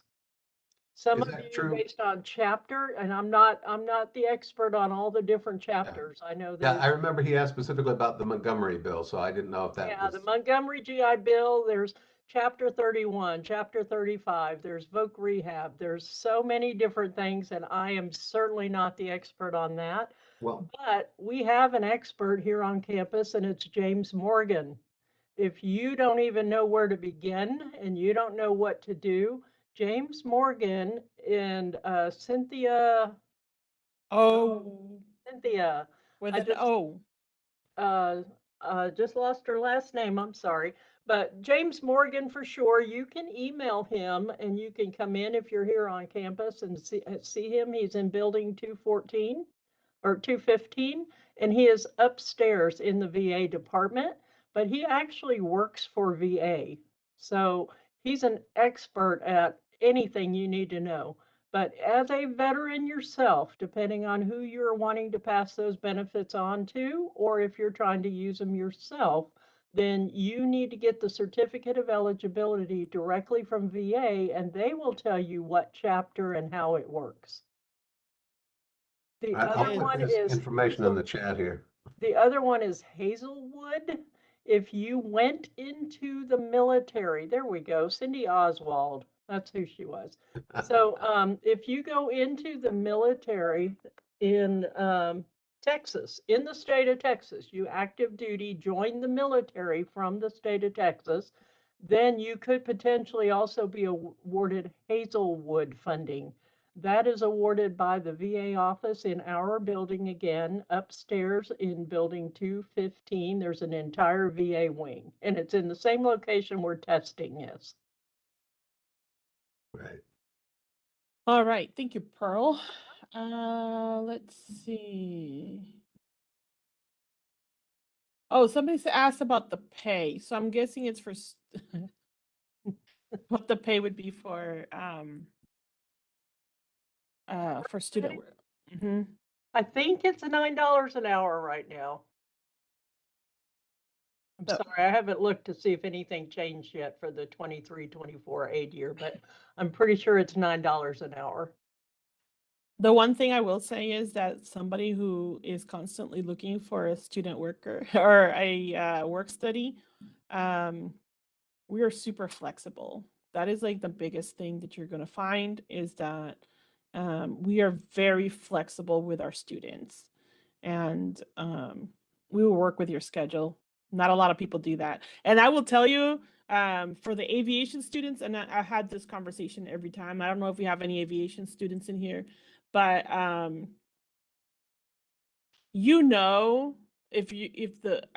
almost would know, because aviation students have to do flight hours. So if the weather's nice and they get a chance to be on the plane, they're going to do that, right? And so I would know if my students were available for a last minute thing, if they were aviation, if the weather is good. So if the weather is nice and there's no rain or anything like that, then I would know that they would be available for a last minute thing. But I would also know that if the weather was really, really good and they were scheduled for something already, they were going to try to contact me to get out of work that day because they wanted to be able to fly if they have the chance. So we're super flexible with that, as long as, we know about it and ahead of time and all of that. So keep that in mind. All right. Other questions, guys? Is there anything else that maybe we haven't touched on that we missed? We really try to make sure that I'm going to give you a tip, another tip, something else, especially if you're trying to get into nursing or have to take any of these biology classes, anatomy and physiology or something like that. You need to find out when the class is open. And what you're going to do is you're going to go to Eagle Self-Service. You're going to pre-plan your classes. And at midnight, you're then going to click the button to accept and get into those classes.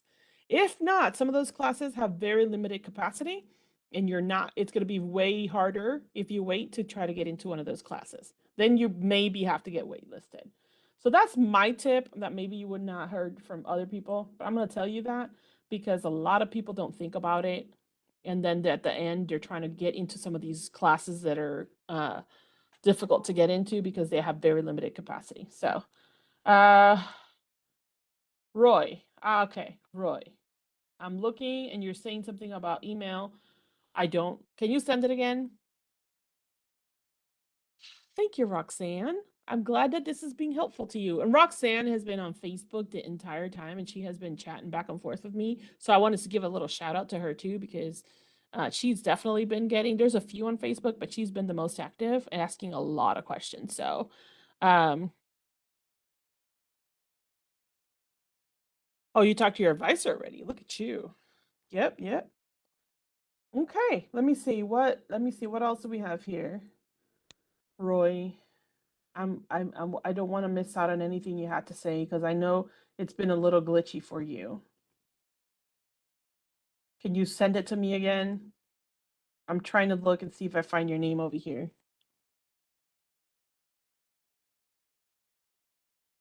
I don't see it, Roy. I know we just starting school. I think I had.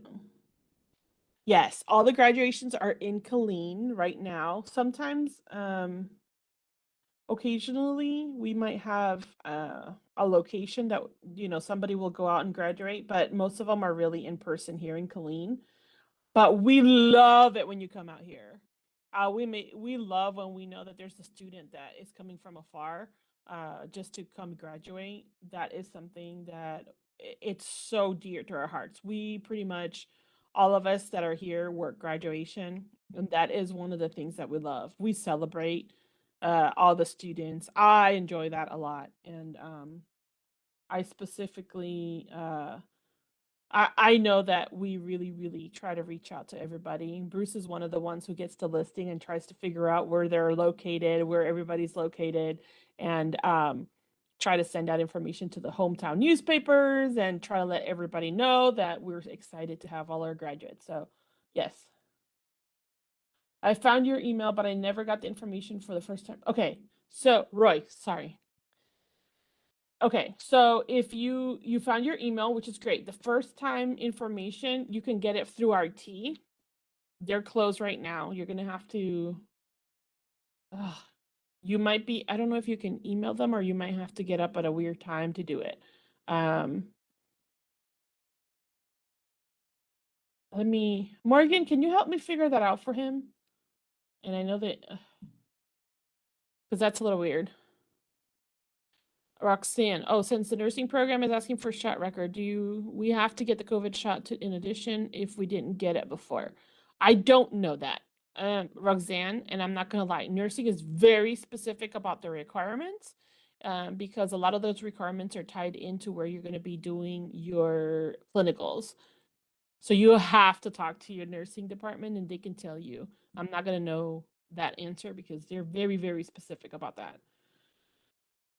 Andrea, do only the 2-year programs get graduation ceremony, or will the no certificates get graduations too? Come graduate. We want you to celebrate the certificates. Heck, honestly, if you have a good semester and you want to celebrate, come see me in the student lounge. My building is this one right here, and if you want to come celebrate it, we will. Jennifer Parcell, she's in here somewhere. We love celebrating. We will celebrate you. We will scream and shout and just we will have a blast with you. So yes, but yes, we do officially during graduations give out. You can graduate for a certificate program. Okay, yeah, Roy, you're good. If you email the help desk, it's just that they're closed right now and they're not going to be here until the morning here. So you just check out for the email. Make sure that you include your student information, who you are, and all of that, and what you're trying to accomplish. What is the next step if you're ready to register for classes after orientation? Yes, Bailey, I saw that you emailed me. Thank you. I thought you had left. So I know that you said you weren't sure if your financial aid was good to go or anything like that in your email. So that's where you want to reach out to financial aid. Make sure that Pearl, who's over here somewhere, she can tell you, make sure it should be in your self-service. If you already registered, if you did your admissions, you did your registration, and you're just making sure final that you don't have to pay anything out of pocket or anything like that, then that would be with financial aid. After that, we're waiting for you. We just show up to class, make sure that you're ready to learn, and then if you have questions, come see us or talk to us. Whatever works best for you. And I know you have. I can add to if it's Bailey McBride, without disclosing any confidential information, because we only have one Bailey McBride, I can tell you the aid file is complete. You are good to go. Once you're registered, your aid will transmit 10 days prior to the start of classes. There you go. You're good. Breathe. You're fine. She has been contacting me before. She was like, how do I make this work? I'm here in the orientation. I want to make sure that I don't miss anything. So yes, Bailey, you're great. You're good to go. Just come and celebrate with us when you come to class. I know we're over time already, but I would like to add one little thing for military specific on military students, I know are using Army Ignite and may have a different portal they go through, and I'm not sure if they have a different email they typically use, but we are noticing a very large portion of military members not completing the state certification form for the extra free money we're trying to give out. So as I go through, for some reason or whatever reason, I believe they're not checking their Eagle Mail. So just putting in another plug for that Eagle Mail is a way that we contact you. We're also hoping this semester to start trying the text method, which I understand is successful. And so hopefully that will try and reach more people, but we have a large portion of people that do not get state certification forms in, and therefore we cannot award. But it's predominantly military members that I'm noticing. Thank you. Yes. Oh, all right. What else? I submitted everything veteran services required of me to get financial assistance, but I had to pay out of pocket to meet the deadline. So, oh yeah. So that's always something that happens. It happens with the VA, and it could potentially happen with your FAFSA too if you wait too long. Because we can only do so much. And there are requirements just for the VA and financial aid, and there's a process to it. So if you miss, you will eventually get reimbursed. It just depends on when you turn your stuff in and how long the processing time is. I don't know if Pearl has any better timelines than that, but I can just tell you, typically, as soon as your VA is certified, they will issue a refund within that same week for anything you paid out of pocket. yes. And then, okay, Eagle Mail. I keep seeing questions about that. Yes, Eagle Mail, if this is the first time you're a student, you will not get it until after census date. You will find your census date in your syllabus on the first day of class. So make sure you look for that date. After that date, you can actually, there's instructions online on how you can access your Eagle self-service and how you can log into that. If you need assistance, our IT department will help you during working hours. But if you're a brand new student, you're not going to have access until after the census date. What else?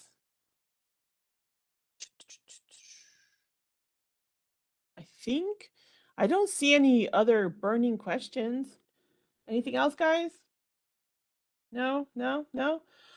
Well, that's all I have. That's all we have to offer you for tonight. We have a lot.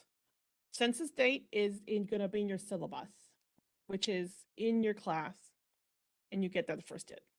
Yeah, it varies depending upon the length of the course, whether it's a 16-week course, an 8-week course, 5-week course, or whatever. So it's usually anywhere from 3 to 10 days. Yes. If you're in a traditional 16-week, the full semester, you should, census day is the 10th class day. Right. And you can Like set Ruth your said, Eagle, it can vary. yeah, and you can set your Eagle Mail up to go to your personal email. Let's say, for example, you have a Gmail account. You can set your Eagle Mail up to go to that Gmail, so you only have to monitor one email account. And in the interim between that, yes, it'll go to whatever email you have on file, or check Blackboard, however your professor wants to get in touch with you. Yes. Is there a list of clubs online? Yes. And I was trying to show it to you guys, but the website was acting funny for me. If you go under student life and activities, you will see that. And some of that will be updated because there have been changes over the summer, and we'll be updating them at the beginning of the fall semester. But most of the information is still correct. I am military, and I just looked through my Eagle Mail, and I don't see anything about that form. Pearl, I think that's for you, for Tim. Oh, you're dealing with that. I just answered it. Yeah, for the new year, we should start sending those again in September. I was referring predominantly to the previous year and historical information. So we just don't seem to get any of the responses we're looking for from military on those forms. So just kind of a heads up, if you're military, make sure you are checking the Eagle Mail so that if we do get the additional aid and you happen to be eligible for it, we will email you. Thank you. Yes. The clubs and organizations, not all of them are, I mean, for the most part, they are in person, but if you are not local to the Killeen area, most of them have an option for you to join them online. So, and that really came during the pandemic and after. So if you contact them and say, hey, I'm really interested in participating and being part of your club, they will give you options so that you can participate. Okay, so the syllabus is the contract between you and your faculty member and your professor. So what happens is that the syllabus is going to tell you what the class is, everything that it's going to cover, things like what is the schedule, what are the materials that you need for the class, what dates you have to turn stuff in, how the class is going to be graded. And it also includes information how to contact your faculty member and even their supervisor. One of the main things is that part of the information also includes your census date, because that's something that has been added in there because it's something that's important to the students to know.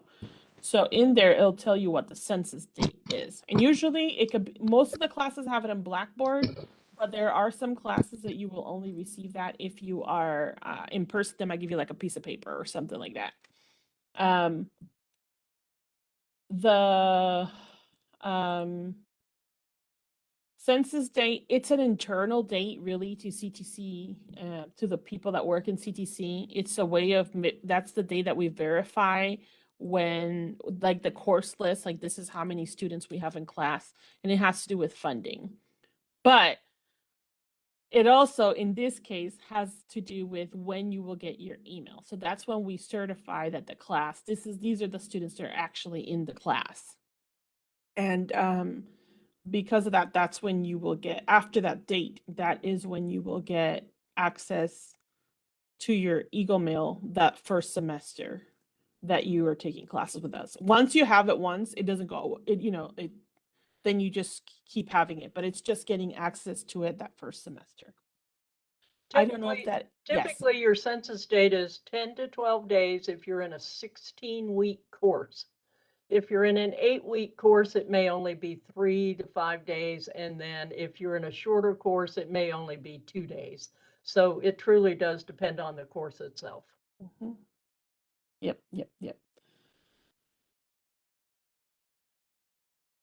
Clarification, last date to drop before you're listed as withdrawn, not dropped. The academic calendar different from online. I see in school starts Friday the 18th, but mine starts the 21st. Okay, so we had a change. For some reason, we had a change in our calendar, and the classes originally were supposed to start on one date, and then they ended up changing. So I don't know. The academic calendar differ online. I see school start is the 18th. But mine start, yeah, most of the classes for this semester start the 21st. For the fall 2023 semester, they start on the 21st. I'm not sure why it's showing that it starts on the 18th. Those may be online or Fort Hood. Yes. So we have a lot of start dates, guys. We really do. So yeah. And your Eagle Mail for students, the Eagle Mail will be STU. It will end in at stu.ctcd.edu. That's how it's going to end. It's not just going to be ctcd.edu. That's only faculty and staff. It will have the STU in front. All right. Can you schedule a campus tour? Yes, you can. To do that, I will get you, this is from our Facebook question. And there's a whole way to do that. And I will post that as soon as I can get it. Here we go. Reply. And I will post that in the chat for tours in case anybody cares. All right, those 4 weekend classes are for outside that start on the 18th. The 4 head classes are short term. Yes. Okay. Eagle Mail, there's a whole web page on how to do that, and if you're not sure, you have to contact IT. But if you're a brand new student, you're not going to be able to do that until that is instant. I just posted the link to the Eagle Mail. Thank you. Yep. Thank you, Bruce. All right. Anything else, guys? Did I not? Oh, go. All right. Where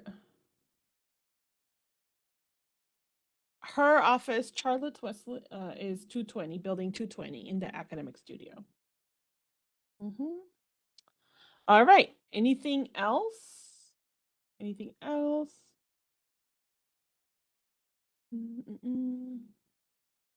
You guys have asked some really great questions. I'm really, really happy with the quality of the questions, guys. You have had really, really good ones. I'm really, really excited to have you all. I think you're going to be great. Just remember that we're here for you. Come see us. See, I'm right here in this building right here. If you can, can you see me? Can you see me right here? Yeah. Okay. Come see us. We're excited to have you here this next semester. If you have questions, we are here for you. We're excited to have you. And now you know who we are, so don't feel shy about talking to us. And if that's all we have, so we'll see you around, guys. Thank you for doing all of this, and thank you for being here with us this entire time. You guys have a fabulous day, or good night.